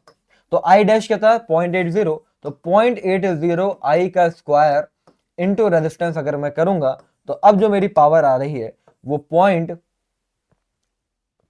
का स्क्वायर क्या हो जाएगा? 0.64 हो जाएगा। तो ये 0.64 आई स्क्वायर आर, या फिर बोले तो 0.64 पी आ रहा है। मतलब पहले पावर अगर हमारी पी थी तो अब पावर कितनी हो गई? 0.64 पी हो गई। तो कितने परसेंट का लॉस हुआ? तो परसेंटेज लॉस का तरीका क्या होता है भाई? है ना, final minus initial by initial into 100, ये होता है परसेंटेज चेंज निकालने का तरीका। तो फाइनल आया हमारा 0.64, इनिशियल था P divided by P into 100। जब आप इसको सॉल्व कर रहे हैं तो ये आ रहा है माइनस का 36%, मतलब option B is the correct answer. अच्छे से इसको एक बार देख लीजिए, बात समझ में आई हो तो बताइए। इसको हम डायरेक्ट भी थोड़ा सा, अगर तुम कैलकुलेशन से बचना चाहते हो तो दिमाग में भी कर सकते थे कि यार 20% कम हो गई ना, तो 0.80 तो बची होगी। आई में से 0.2 अगर कट गया तो 0.8 बचेगा, और पावर करंट के स्क्वायर के प्रोपोर्शनल है। तो 0.8 अगर हो गई तो मतलब 0.8 का स्क्वायर कितना हो गया? 0.64। तो करंट मतलब पावर 0.64 रह गई, तो कम कितनी हो गई? 0.36 कम हो गई। अब 0.36 बोलो या परसेंटेज में 36 बोलो, सेम बात है। तो option B is the correct answer हो जाता। तो बिना पेन उठाए हम दिमाग में भी इसको कर सकते थे बढ़िया से सॉल्व। चलिए मेरे प्यारे, तो option B is the correct answer. Question number 11 पर आते हैं। अब ये गैल्वेनोमीटर के ऊपर देखो क्वेश्चन आता ही आता है, रखा वही होगा। गैल्वेनोमीटर को अगर एमीटर में कन्वर्ट करना है तो कितना रेजिस्टेंस पैरेलल में लगाना पड़ेगा? तो ये आपको दे रखा है गैल्वेनोमीटर का रेजिस्टेंस कैपिटल जी, ये आपको दे रखी है गैल्वेनोमीटर की करंट आई जी, छोटी वाली करंट हमेशा गैल्वेनोमीटर की होती है। और एमीटर जब बन जाए तो एमीटर की करंट आपको क्या दे रखी है? वो है 20 मिली एम्पियर। तो एस आपको बताना है, तो एस का फॉर्मूला मैंने क्या पढ़ाया था भाई? आई जी जी अपॉन आई माइनस आई जी। तो आई जी कितना? 20 माइक्रो एम्पियर, तो 20 इंटू 10 की पावर माइनस 6, जी की जगह पर है 200 डिवाइडेड बाय आई माइनस आई जी। तो आई है हमारा 20 मिली एम्पियर, तो 20 इंटू 10 की पावर माइनस 3 में से अगर मैं 20 इंटू 10 की पावर माइनस 6 माइनस करूंगा तो यार मतलब 20 मिली एम्पियर के सामने तो 20 माइक्रो एम्पियर बहुत ही छोटी बात हो गई ना, तो हम इसको इग्नोर कर देते हैं। तो यहां पर जो लिखना था वो मैंने लिखा ही नहीं। ये तरीका होता है कैलकुलेशन आसान बनाने का, और ये मैं इसलिए कर पा रहा हूं क्योंकि ऑप्शन थोड़े दूर दूर है। देखो, तो ये गया, इससे गया, ये 10 की पावर माइनस 3 ऊपर बचा, तो ये हो जाएगा 0.2। तो एस की वैल्यू आ रही है 0.2 ओम, ऑप्शन सी से मैच हो जाएगा। ये तो शायद आप लोगों ने मुझे लगता है खुद ही कर लिया होगा। भैया पॉज कर करके कर रहे हो ना, कभी फ्लो फ्लो में बस सॉल्यूशन ही देखे जा रहे हो, कोई फायदा नहीं है। कोई सा भी टीचर किसी का भी, अगर तुम सिर्फ और सिर्फ सॉल्यूशन देख के वीडियो देख के तुम्हें ये लगता है कि हाँ हमने तो देख ली मूवी बढ़िया से और अब हमें सब आ गया, तो ऐसा कुछ नहीं है। जब तक तुम पेन उठा के, कॉपी पेन उठा के लिखोगे नहीं, खुद से पेन चला के सॉल्व करोगे नहीं, जब तक तुमको कुछ नहीं आया, ये बात दिमाग में बिठा लेना। तुम 1000 क्वेश्चन की वीडियो देख लो या फिर तुम 30 क्वेश्चन साथ में सॉल्व कर लो, बराबर होते हैं, बराबर ही लेवल का तुम्हारे अंदर इंप्रूवमेंट आता है। सिर्फ देखने से कुछ नहीं होता, ठीक है। तो option C is the correct answer. चलिए, जो मैंने आपको बताया था कि मैं आपको थोड़ा सा इजी वाला तरीका भी बताऊंगा नोडल मेथड का, तो उसके ऊपर ये सवाल है। ये तो बहुत ही छोटा है यार, ये तो शायद तुमको दिख ही नहीं पा रहा होगा। ये दिख रहा है? चलो कुछ कुछ तो दिख ही रहा होगा। 2023 का सवाल है, बाकी मैं एक्सप्लेन कर देता हूं। कहा जा रहा है कि जो हमारे 3 पॉइंट है ए बी सी, तीनों का पोटेंशियल दे दिया है। ए है 30 वोल्ट पर, बी है 12 वोल्ट पर, और सी है 2 वोल्ट पर। आपको ये बताना है कि 20 ओम वाले रेजिस्टर से कितनी करंट पास हो रही होगी। अगेन ये क्वेश्चन नोडल मेथड से ही होगा, कोई और तरीका है नहीं। तो मैं यहां पर क्या करता हूं, ये जो सेंटर जो जंक्शन वाला पॉइंट है इसका पोटेंशियल मैं एक्स मान लेता हूं। और मैंने क्या बताया था भाई, सारी की सारी करंट का सम 0। तो भाई एक्स माइनस 30 इस वाले वायर का पोटेंशियल डिफरेंस बाय रेजिस्टेंस 10 हो गया। सेम ऐसे ही एक्स माइनस 12 बाय रेजिस्टेंस 20 हो गया। ऐसे ही x माइनस 2, बस ध्यान रखना कि x में से ही सबको माइनस करना है, ये नहीं मर्जी से अपने यहां पर 30 माइनस एक्स कर दिया, वहां पर x माइनस 12 कर दिया, ऐसे नहीं। अगर पहले x लिख रहे हो तो पहले x लिखो, या फिर अगर x माइनस करो तो फिर सब में से माइनस करो, 30 माइनस एक्स करो, 12 माइनस एक्स करो, 2 माइनस एक्स करो। लेकिन एक ही पैटर्न में लिखना चाहिए। देखो ये x माइनस 2/30 हो गया, और सारी की सारी करंट का सम तो 0 होता है from the Kirchhoff first law. यहां से जब आप सॉल्व करेंगे तो x की वैल्यू सॉल्व करके मेरे हिसाब से, जहां तक मुझे याद आ रहा है, 20 आती है शायद। हाँ 20 आती है। तब तो करंट बता ही दोगे। अब अगर ये 12 वोल्ट आ गया तो आई का formula delta V by R, तो ये 12 कौन सा है, 20 है ना, तो ये अगर 20 वोल्ट आ गया तो पोटेंशियल डिफरेंस कितना हो गया, 20 और 12 का पोटेंशियल डिफरेंस हो गया 8, बाय रेजिस्टेंस कितना है 20। आंसर आ गया भैया 0.4 एम्पियर। लो भाई ऑप्शन सी से मैच भी हो गया। देख लीजिए एक बार बढ़िया तरीके से इसको भी। और अगर वो वाला क्वेश्चन तुमको तब समझ में अच्छे से नहीं आया था तो हो सकता है ये समझ में आ गया हो, और ये करने के बाद वापस उस क्वेश्चन नंबर पे जाना, 6 था शायद वो, तो हो सकता है अब आ जाए वो। ओके चले मेरे प्यारो, बढ़ते हैं नेक्स्ट सवाल की तरफ। क्वेश्चन नंबर 13, ये हमारा मीटर ब्रिज के ऊपर क्वेश्चन है भाई। मीटर ब्रिज कुछ नहीं, मतलब ये व्हीटस्टोन ब्रिज की तरह ही होता है। मीटर ब्रिज में ये दो रेजिस्टेंस ऊपर होते हैं, और यहाँ पर ये नीचे 1 मीटर या फिर 100 सेंटीमीटर लंबा हमारा एक ये वायर होता है, लाइक दिस। फिलहाल क्या बोला जा रहा है क्वेश्चन में, क्वेश्चन में ये बोला जा रहा है कि मीटर ब्रिज में जो हमारा लेफ्ट गैप है उसका रेजिस्टेंस दे रखा है 2 ओम, और राइट गैप का रेजिस्टेंस नहीं मालूम है, लेकिन जो बैलेंसिंग लेंथ आ रही है वो 40 सेंटीमीटर आ रही है। तो अगर ये 40 सेंटीमीटर हो गया तो ये 60 सेंटीमीटर हो गया, क्योंकि पूरी लेंथ 100 है ना, तो ये L है तो वो 100 माइनस L है। अब अगर ये व्हीटस्टोन ब्रिज बैलेंस है तो 2/r का ratio will be equals to 40/60 हो जाएगा। यहां से जब हम इसको सॉल्व करते हैं तो R आ रहा है 3 ओम। ठीक है भाई, अब यहां अननोन रेजिस्टेंस मुझे पता चल गया कि 3 ओम आ रहा है। अब पता है क्या कह रहे हैं, अब ये कह रहे हैं कि अगर मैं इस अननोन वाले रेजिस्टेंस को 2 ओम से शंट करा दूं, शंट का मतलब पैरेलल में लगा दूं, मतलब अगर ये 3 ओम तो आ चुका है, इसके पैरेलल में अगर 2 ओम का रेजिस्टेंस मैं और लगा दूं, तो अब बताओ बैलेंसिंग लेंथ क्या आएगी और उसमें कितना चेंज आएगा। चेंज पूछ रहा है एक्चुअली, तो चेंज निकालेंगे भाई। दोबारा से अगर मैं लगाता हूं तो अब मुझे नहीं मालूम कि ये 40 और 60 होगा, अब तो नहीं मालूम ना, तो इसको हटा दो। है इतना मालूम है, अगर ये L है तो ये 100 माइनस L होगा।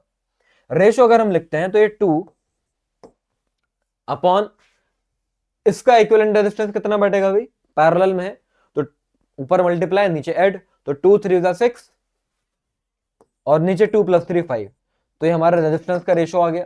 ऐसे लेंथ का रेशो जब मैं लिखूंगा तो L अपॉन 100 माइनस L आएगा, तो ये बन जाएगा ऊपर जाके 10/6 is equals to L upon 100 minus L, और यहां से सॉल्व कर करा के L आ जाएगा 62.5 सेंटीमीटर।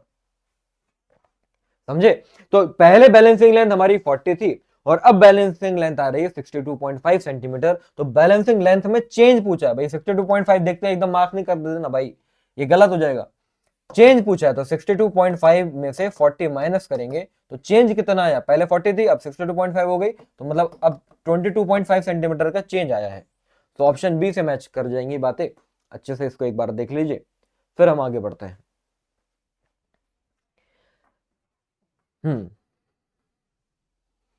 आई बात समझ में,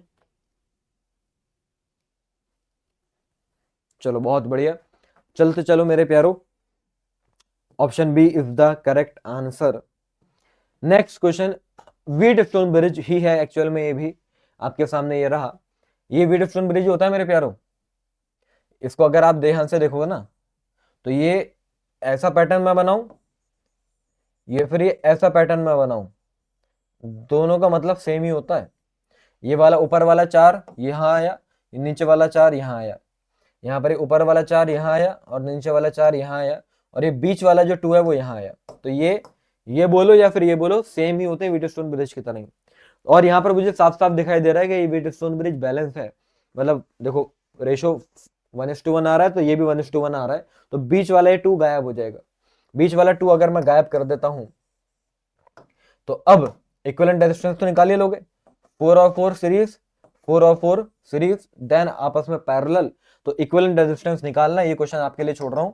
V/R इक्विवेलेंट लगा के करंट आपसे पूछ रहे होंगे, तो V 40 है, इक्विवेलेंट रेजिस्टेंस आपने निकाल लिया होगा, आई होप सो। तो मुझे बताओ जरा सारे के सारे बच्चे ABCD में से कौन सा ऑप्शन करेक्ट है, ये आपके लिए छोड़ रहा हूँ, ये होमवर्क क्वेश्चन है, देखता हूँ कितने बच्चे इसका जवाब दे पाते हैं। चाहो तो मैं करा दूं, सॉल्यूशन भी ऐसे दे रखा है, अगर नहीं समझ में आया तो कर लेना, लेकिन मैं चाहता हूं कि आप लोग ये खुद से करें। तो यहां तक कि हमारी ये सारी बातें थी बच्चों करंट इलेक्ट्रिसिटी की। अब हम यहां से मैग्नेटिक इफेक्ट्स ऑफ करंट की बातें शुरू कर रहे हैं, ये भी काफी इंपॉर्टेंट है। मैग्नेटिक इफेक्ट्स ऑफ करंट से एक सवाल जो 2025 और 2024 और जो 2023 तीनों साल हैट्रिक मार के आ चुका है, वो सवाल है तुम्हारे सामने। क्या है क्वेश्चन में, अगर मेरे पास ये infinitely long current carrying conductor है, सिलेंड्रिकल शेप में है, और अगर इसके रेडियस ए है, अगर इसके रेडियस ए है, तो आपको ये बताना है, और मैक्सिमम मैग्नेटिक फील्ड इसकी सरफेस पर होती है, मैक्सिमम मैग्नेटिक फील्ड इसकी सरफेस पर होती है। मैक्सिमम मैग्नेटिक फील्ड का formula mu naught upon 2 pi I upon ए, ये सरफेस पर ही होती है इसकी मैक्सिमम मैग्नेटिक फील्ड। तो वो हमें कहा जा रहा है कि इसके अंदर कोई एक ऐसा पॉइंट बताओ, इस कंडक्टर के अंदर कहीं पर एक ऐसा पॉइंट है वो बताओ जहां पर magnetic field maximum magnetic field की आधी आ रही हो। और ऐसे ही बाहर, अंदर की बात हो गई, ऐसे बाहर भी एक ऐसा पॉइंट बताओ जहां पर जो मैग्नेटिक फील्ड है वो मैक्सिमम मैग्नेटिक फील्ड की आधी आ रही हो। तो पहले अंदर वाली बात कर लेते हैं। तो magnetic field inside the conductor का फॉर्मूला बड़ा ही अच्छे लेवल की बात होती है, वो आता है mu naught J R by 2। इसकी पूरी की पूरी डेरिवेशन मैंने कराई है जब मैंने पढ़ाया है, तो आई होप आपको याद आ रहा होगा कि जब अगर सॉलिड करंट कैरिंग कंडक्टर है तो अंदर अगर आप आर दूरी पर है तो उसकी मैग्नेटिक फील्ड का फॉर्मूला क्या होता है, mu naught J R by 2 होता है। यहां पर जे हमारी करंट डेंसिटी होती है। फिलहाल अकॉर्डिंग टू द क्वेश्चन ये वैल्यू मैक्सिमम मैग्नेटिक फील्ड की आधी है।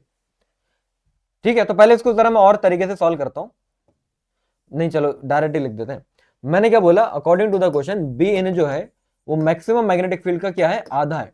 चलो, तो यहां पर मैंने लिखा mu naught J R by 2, और यहां पर मैंने लिखा 1/2 times of mu naught I by 2 pi ए।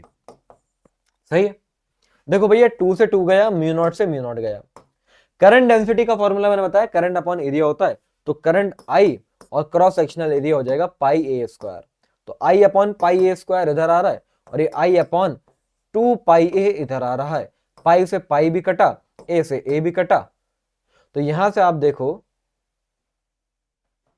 एक सेकेंड, अच्छा ऊपर आर तो रह गया, ऊपर आर तो रह गया, आई से आई भी कटा, ए से ए भी कटा। तो यहां से अगर मैं देखता हूं तो आर जो आ रहा है मेरे प्यारे बच्चों ए बाय 2 आ रहा है। तो हमें डिस्टेंस पता चलेगा अंदर वाला a बाय 2 है, और अंदर वाला a बाय 2 डिस्टेंस या तो a हो सकता है या तो c हो सकता है, b और d तो अब नहीं हो सकते। अब बाहर वाली मैग्नेटिक फील्ड का फॉर्मूला, तो मैग्नेटिक फील्ड आउटसाइड जो होती है वो भी मैक्सिमम की आधी हमें दे रखी है अभी, और आउटसाइड मैग्नेटिक फील्ड का फॉर्मूला होता है mu naught upon 2 pi I by R. ये सिंपल होता है, बस यहां से यहां तक की डिस्टेंस अगर r है तो mu naught upon 2 pi I by R, तो ये आ रहा है 1/2 times of mu naught upon 2 pi I by A. तो यहां से अगर मैं इसको सॉल्व करूं तो म्यू नॉट आई से म्यू नॉट आई गया, 2 पाई से 2 पाई गया, तो आर आ रहा है 2a। मतलब यहां पर हमारा जो मैग्नेटिक फील्ड है बाहर जो आ रही है वो डबल आ रही है, मतलब डबल डिस्टेंस पे आ रही है, डबल रेडियस पे आ रही है। तो अंदर हो जाएगा a बाय 2 और बाहर हो जाएगा 2a। तो option C will be the correct answer. ये क्वेश्चन 2025 में आया। 2024 में पता है क्या सवाल आया था, उसमें यह आया था कि बताओ कि कहां पर ऐसा होता है कि जहां पर जितनी मैग्नेटिक फील्ड अंदर आ रही है उतनी बाहर आ रही है, तो वो दोनों डिस्टेंस बताओ। तो देखो यहां पर अंदर a बाय 2 डिस्टेंस पर मैग्नेटिक फील्ड जो आ रही है उतनी ही मैग्नेटिक फील्ड बाहर 2a डिस्टेंस पर भी आ रही है, क्योंकि दोनों की दोनों मैक्सिमम की आधी है, तो इक्वल हो गई ना। तो 2024 में सेम यही क्वेश्चन था, आंसर भी सेम यही था, बस कहने का तरीका उनका कुछ अलग था। तो मैं फिर आपको यह बताने की कोशिश कर रहा हूं कि क्वेश्चन मैटर नहीं करता। क्वेश्चन को सॉल्व कराने में ये जो मास्टर बोल बोल के तुमको बातें सिखा रहा है ना, ये बातें मैटर करेंगी। ये जो फॉर्मूला अंदर का मैग्नेटिक फील्ड का mu naught J R by 2 मैंने बताया, ये चीज है जो तुमको मालूम होनी चाहिए। ये मालूम होगा तो सारे क्वेश्चन बना जाओगे। आई होप तुमको ये क्वेश्चन समझ में आया होगा, अच्छा क्वेश्चन था ये। ठीक है, एम्पियर सर्किट लॉ के ऊपर आता है ये। तो option C is the correct answer. अब ये देख लो भाई, मैग्नेटिक फील्ड निकालेंगे, ऐसे कोई भी आपको रैंडम शेप का वायर का कॉम्बिनेशन बना के दे देंगे और कहेंगे कि मैग्नेटिक फील्ड बताओ। हर साल 2025, 24, 23, 22, 21, 20 सब में एक ऐसा क्वेश्चन रखा हुआ है ही है। अब यहां पर हम देखो क्या करेंगे, तो इसको हम 3 पार्ट में बांटते हैं। देखो एक कंडक्टर मुझे ऐसे दिख रहा है जो इन्फिनिटी से आ रहा है, एक कंडक्टर मुझे ऐसे दिख रहा है जो सर्कुलर शेप में ऐसे करके घूम गया, और एक कंडक्टर मुझे अगेन ऐसा दिख रहा है जो इन्फिनिटी पर जा रहा है। ये है कहानी। तो आपको इस फिगर में बताना है कि भाई टोटल कितनी मैग्नेटिक फील्ड आ रही है at the centre point O, है ना, at the centre point O पर आपको मैग्नेटिक फील्ड बतानी है। तो पहला इस येलो वाले कंडक्टर की वजह से मैग्नेटिक फील्ड लिखूंगा। तो मैग्नेटिक फील्ड का फॉर्मूला होता क्या है एक्चुअल में, mu naught upon 4 pi I upon A sine theta 1 plus sine theta 2। ये फॉर्मूला आप लोगों ने जरूर पढ़ा होगा। लेकिन यहां पर आप देखो तो एक एंड तो इन्फिनिटी पर जा रहा है, तो उसकी वजह से ऊपर बनने वाला एंगल हो जाएगा 90 डिग्री, और एक एंड यहीं पर ही है, तो यहीं पर ही है, तो इसके आगे मतलब कुछ है नहीं। अगर आगे होता तो वो थीटा 2 होता, लेकिन आगे है ही नहीं, तो इसका मतलब मेरे लिए थीटा 2 0 है और थीटा 1 90 है। तो वो चीज अगर मैं लगाऊंगा तो mu naught upon 4 pi I by A sine 91 हो गया, साइन 0 0 हो गया। तो मैग्नेटिक फील्ड इतनी ही आ रही है मेरी, किसकी वजह से, इस वायर की वजह से। अब सर्कुलर वायर की बात करते हैं। तो magnetic field due to R का फॉर्मूला होता है mu naught upon 2 I upon A theta by 360। अब यहां पर ये जो एंगल बना रहा है आपका लूप इस सेंटर पर, वो है 270 डिग्री का। तो यहां पर 270 बाय 360 हम करेंगे तो ये बनेगा mu naught upon 2 I upon ए, और ये हो जाएगा 3/4।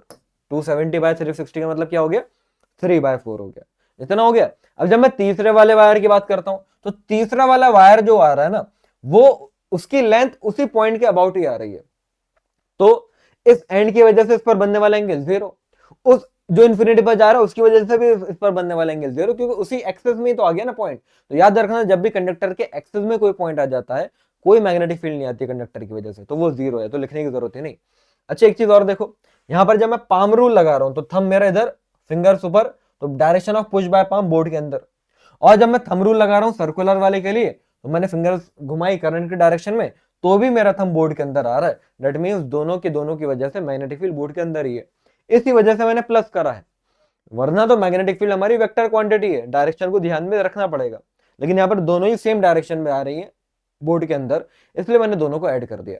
तो नेट मैग्नेटिक फील्ड क्या आ रही है हमारी, यहां से अगर आप देखो तो म्यू नॉट आई अपॉन 4 पाई ए मैं कॉमन ले लूंगा, क्योंकि सारे ऑप्शन में ले रखा है इन्होंने। तो यहाँ पर 1 बचेगा, और म्यू नॉट बाहर, आई बाहर, ए बाहर, 4 भी बाहर, तो ये 3/2 बचेगा। लेकिन देखो मैंने नीचे पाई जबरदस्ती निकाला, तो यहाँ पर पाई ऊपर मल्टीप्लाई करना पड़ेगा। अगर ये समझ में नहीं आया ना, तो इसको अंदर मल्टीप्लाई करके देखो, तो देखो यही बन रहा होगा फिलहाल। तो यहां से अगर हम देखते हैं तो ऑप्शन बी करेक्ट आंसर हो जाता है। आई होप ये क्वेश्चन आप लोगों ने करा है या नहीं करा है, बताइएगा जरा कमेंट बॉक्स में, आपसे ये हो पाया या नहीं हो पाया। फिर हम आगे बढ़ते हैं यार, बस ऐसे ऐसे क्वेश्चन करना है अब हमें, काफी क्वेश्चन है अभी तो। हम्म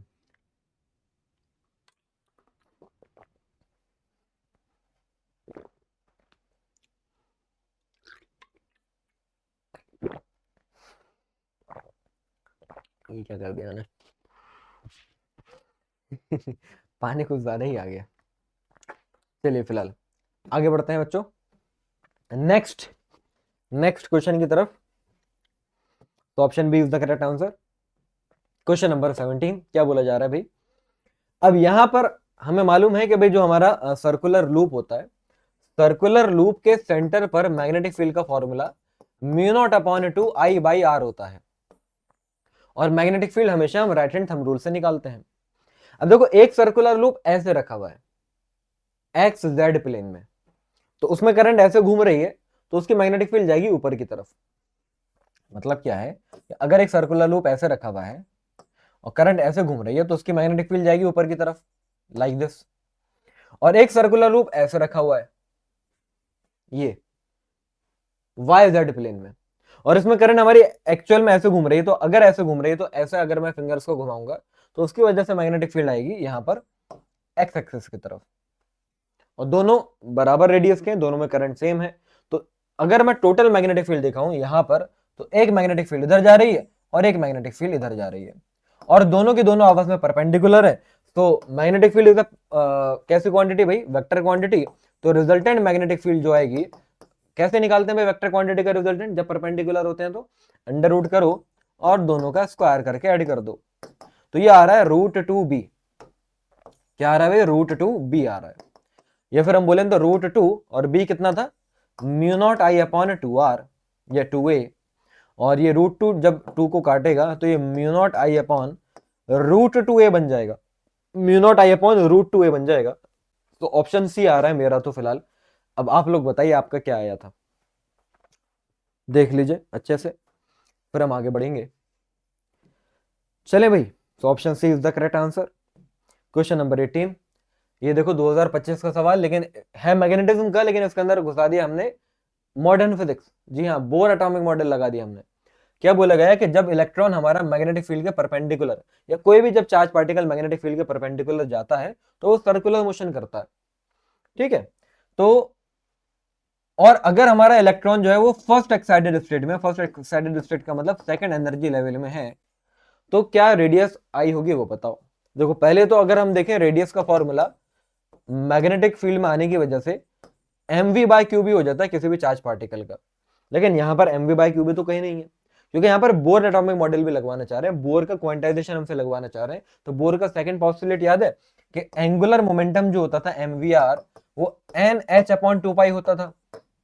अब यहां पर क्योंकि n की वैल्यू ही 2 है, तो यहां से mvr h/2π आ गया। अब मुझे तो रेडियस चाहिए ना, तो वेलोसिटी देखो ऑप्शन में कहीं पर भी नहीं, तो वेलोसिटी को मैं उड़ाता हूं कैसे, यहां से वेलोसिटी की वैल्यू निकालो, तो वेलोसिटी आ रही है qbr/m, बस रख दो। तो m qbr/m into r is equals to h/2π। यहां m से m कटा, रेडियस का स्क्वायर हो गया कितना, h/2π। या एक सेकेंड, n की जगह पर तो मेरा 2 मैंने रखा था ना, तो ये h/π बना होगा, सॉरी n की जगह पर जब 2 रखा तो h/π बना होगा, h/π, ठीक है। हाँ, तो ये h upon, sorry h upon, चलिए तो रेडियस का स्क्वायर क्या हो जाएगा, h/π क्यूब हो जाएगा। ये हमारी रेडियस आ रही है।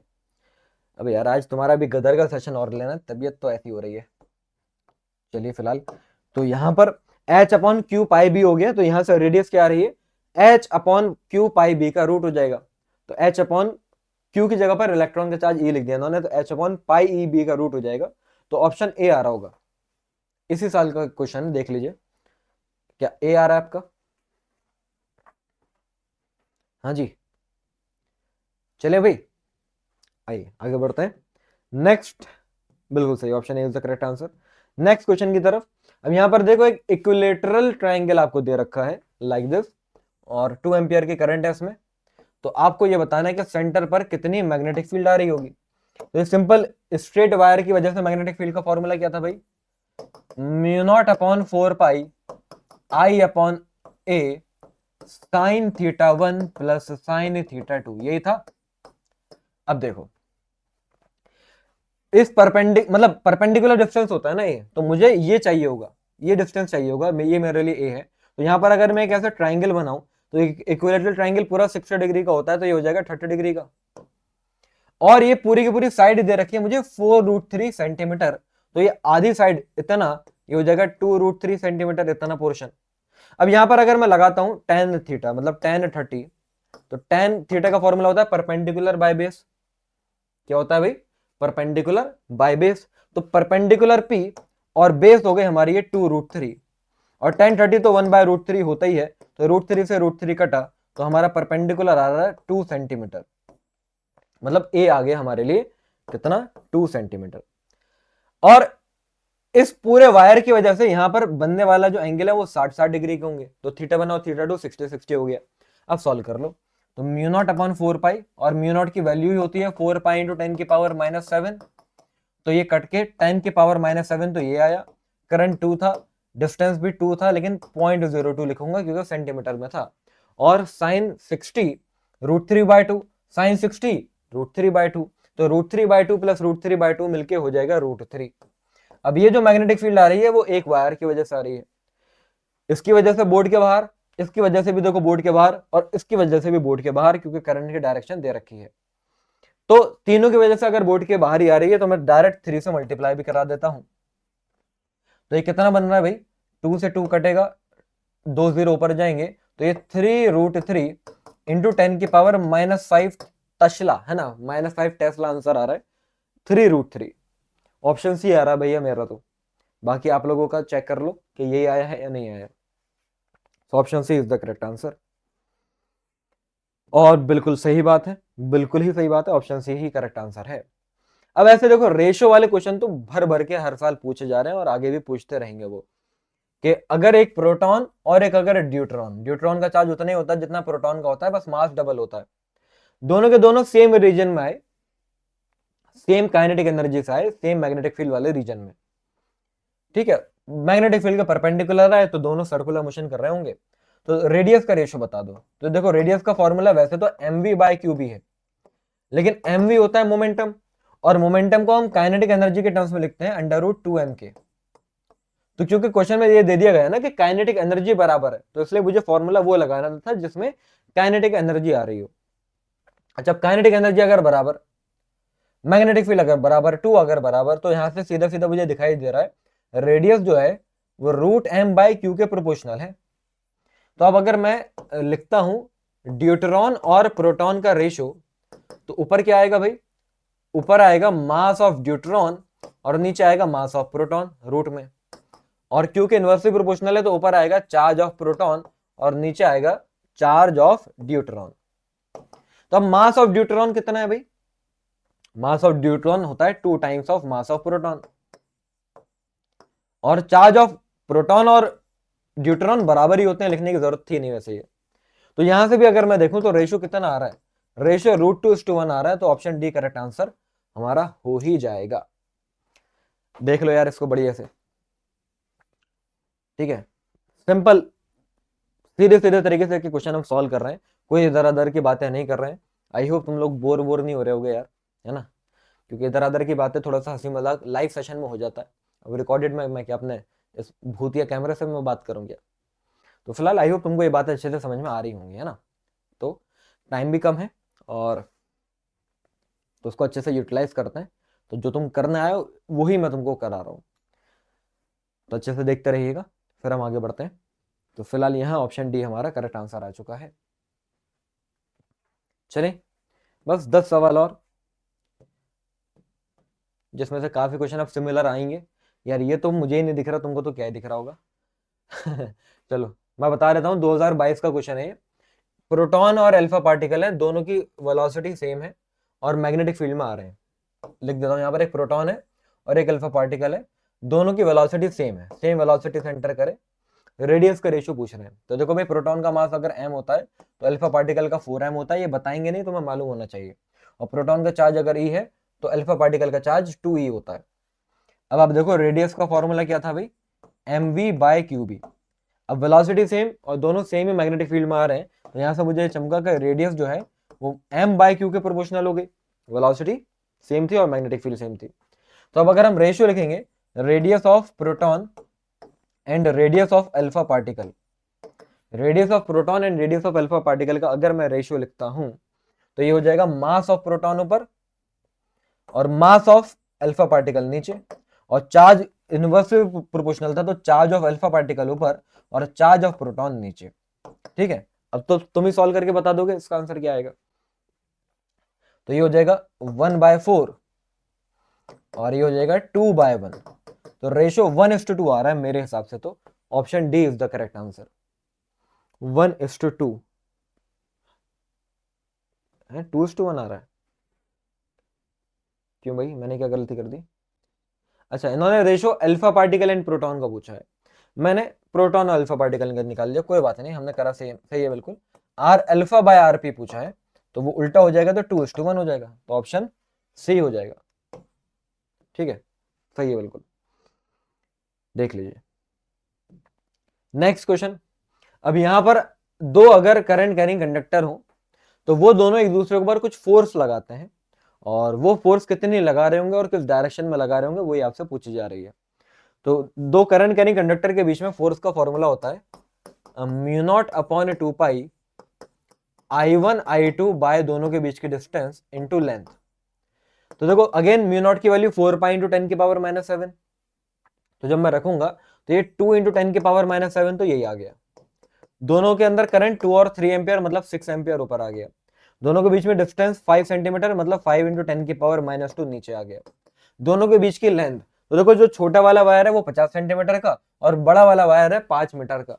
याद रखना, अगर दोनों इक्वल लेंथ के हो तो कोई दिक्कत ही नहीं, लेकिन अगर अनइक्वल लेंथ के हो तो हमेशा लेंथ वो ली जाती है जो छोटी होती है।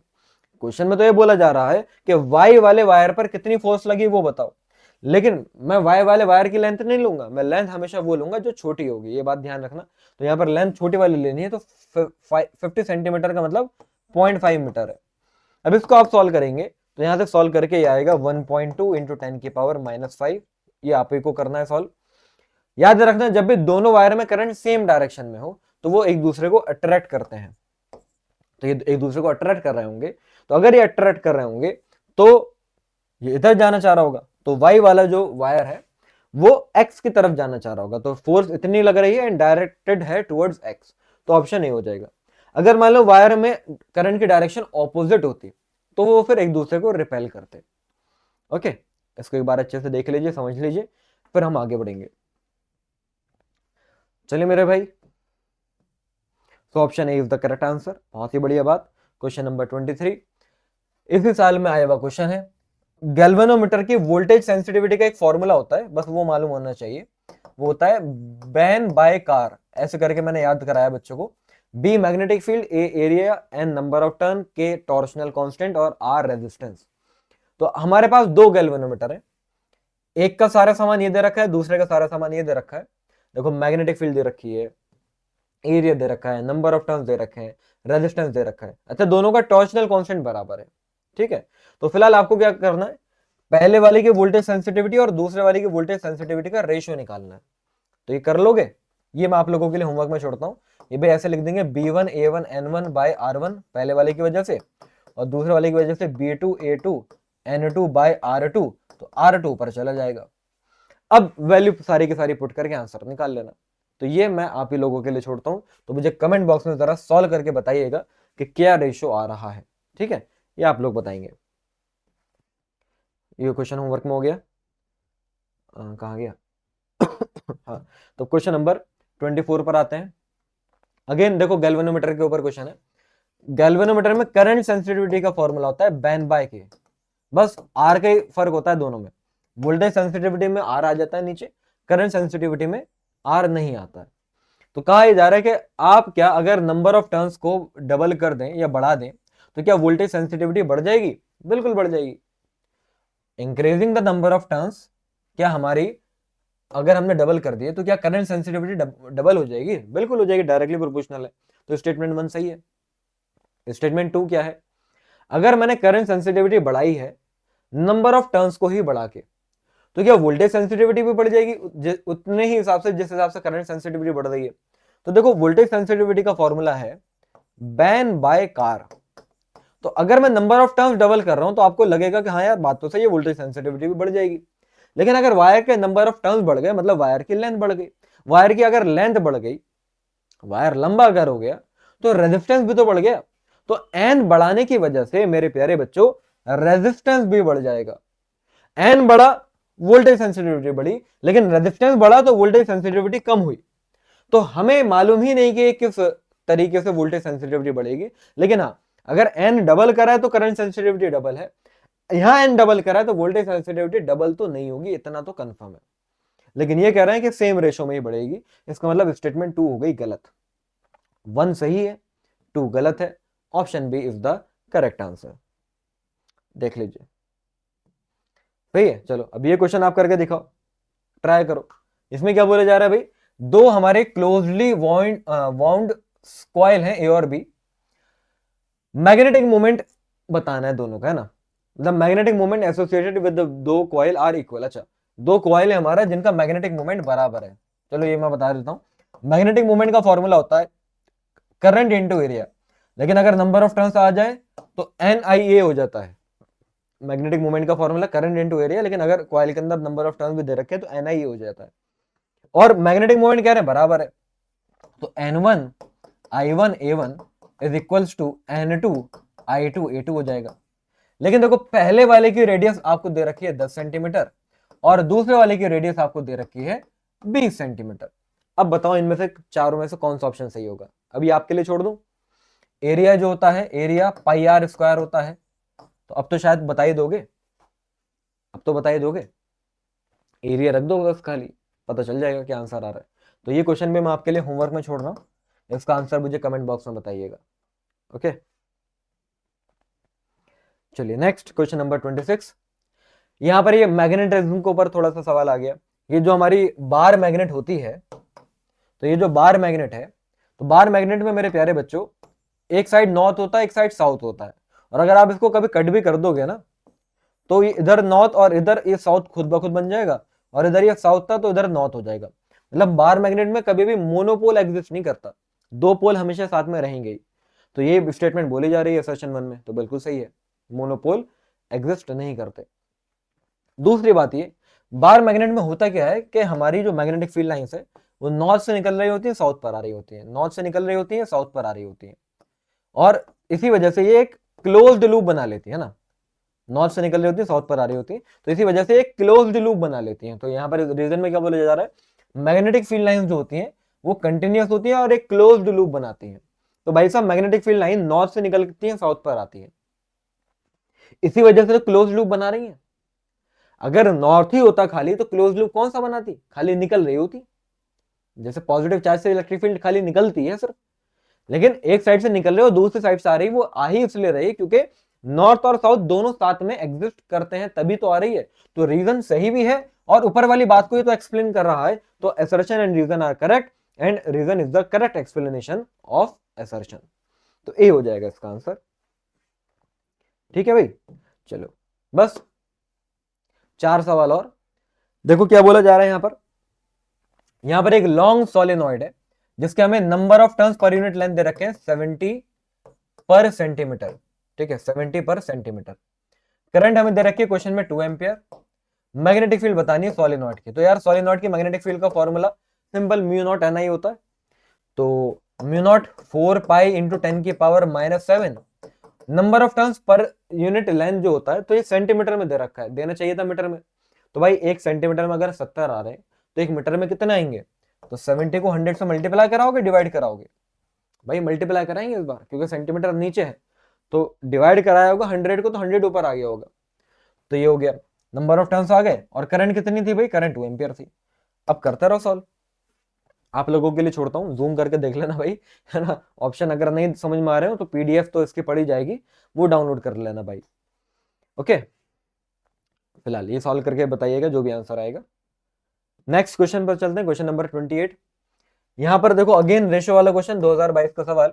एक मेरे पास है प्रोटॉन, एक मेरे पास है ड्यूट्रॉन, एक है मेरे पास अल्फा पार्टिकल, सबके सब मैग्नेटिक फील्ड में एंटर करे विद सेम काइनेटिक एनर्जी। तो उनका रेडियस का रेशियो बताओ।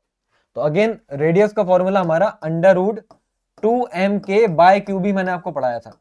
अब क्योंकि काइनेटिक एनर्जी सेम और मैग्नेटिक फील्ड हमारी सेम, 2 तो हो गई सेम, तो रेडियस जो है वो √m/Q के प्रोपोर्शनल आएगी। सेम क्वेश्चन जो मैंने अभी आपको पीछे कराया। तो यहां पर बस मैं आपको बता दूं कि प्रोटॉन का मास अगर m है तो ड्यूट्रॉन का मास 2m है और अल्फा पार्टिकल का 4m है। प्रोटॉन का चार्ज अगर E है तो इसका भी E है, इसका 2E है। अब हम अगर रेडियस का रेशियो लिखते हैं तो √m/E is to √2m/E is to √4m/2E। ये होगा, ये होगा। √m/E अगर मैं कॉमन लेके उड़ा दूं तो यहां पर ये बच रहा है 1, यहां पर ये बच रहा है √2 और यहां पर ये बच रहा है भाई 4 का रूट होता है 2 और 2 से 2 भी कट गया तो यहां पर भी बच रहा है 1। तो 1:√2:1 ऑप्शन डी से मैच हो रही है बातें। देख लो भैया अच्छे तरीके से, आई होप बात समझ में आपको आ गई होगी। Option D is the correct answer, बिल्कुल सही बात है। चलिए 2 सवाल और। अब क्या बोला जा रहा है भाई स्टेटमेंट असर्शन में बोला जा रहा है कि in a uniform magnetic field speed और एनर्जी हमारी सेम रहती है फॉर अ चार्ज पार्टिकल। बिल्कुल सही बात है, जब चार्ज पार्टिकल मैग्नेटिक फील्ड में एंटर करता है तो उसके ऊपर फोर्स तो लगती है, लेकिन वो फोर्स हमेशा मैग्नेटिक फील्ड के परपेंडिकुलर डायरेक्शन में होती है, जिसकी वजह से वेलोसिटी चेंज तो होती है लेकिन वेलोसिटी का मैग्नीट्यूड चेंज नहीं होता, डायरेक्शन चेंज होती है। और अगर वेलोसिटी का मैग्नीट्यूड ही चेंज नहीं हो रहा तो काइनेटिक एनर्जी का फॉर्मूला ½ mv² होता है, तो काइनेटिक एनर्जी भी चेंज नहीं हो रही। मतलब अगर यहां पर ऐसे लिखा होता ना velocity and energy remains constant, तो बात गलत हो जाती है। यहां पर इन्होंने स्पीड लिखा, तो स्पीड का मतलब वेलोसिटी का मैग्नीट्यूड, तो वो तो सेम ही रहता है, ये मैंने पढ़ाया है। तो एसर्शन बिल्कुल सही है।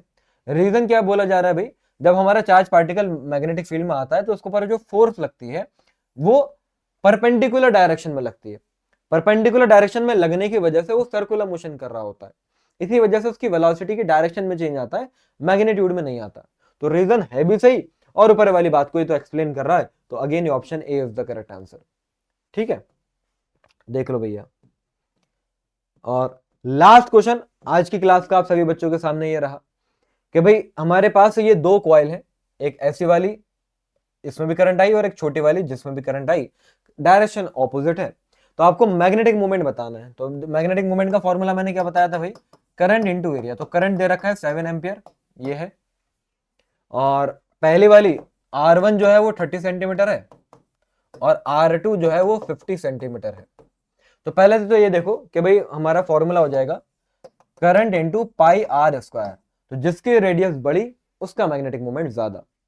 तो R2 बड़ा है और R1 छोटा, तो M2 बड़ा हो जाएगा, M1 छोटा, तो M2 में से मैं M1 को करूंगा माइनस।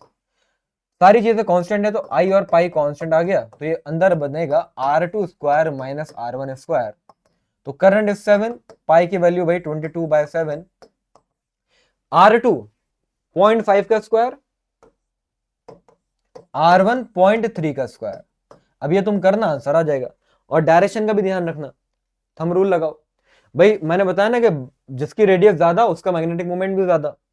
तो जो सेकंड वाली कॉइल है, बड़ी वाली जो कॉइल है उस वो घूम रही है एस क्लॉकवाइज, तो थंब जाएगा बोर्ड के अंदर।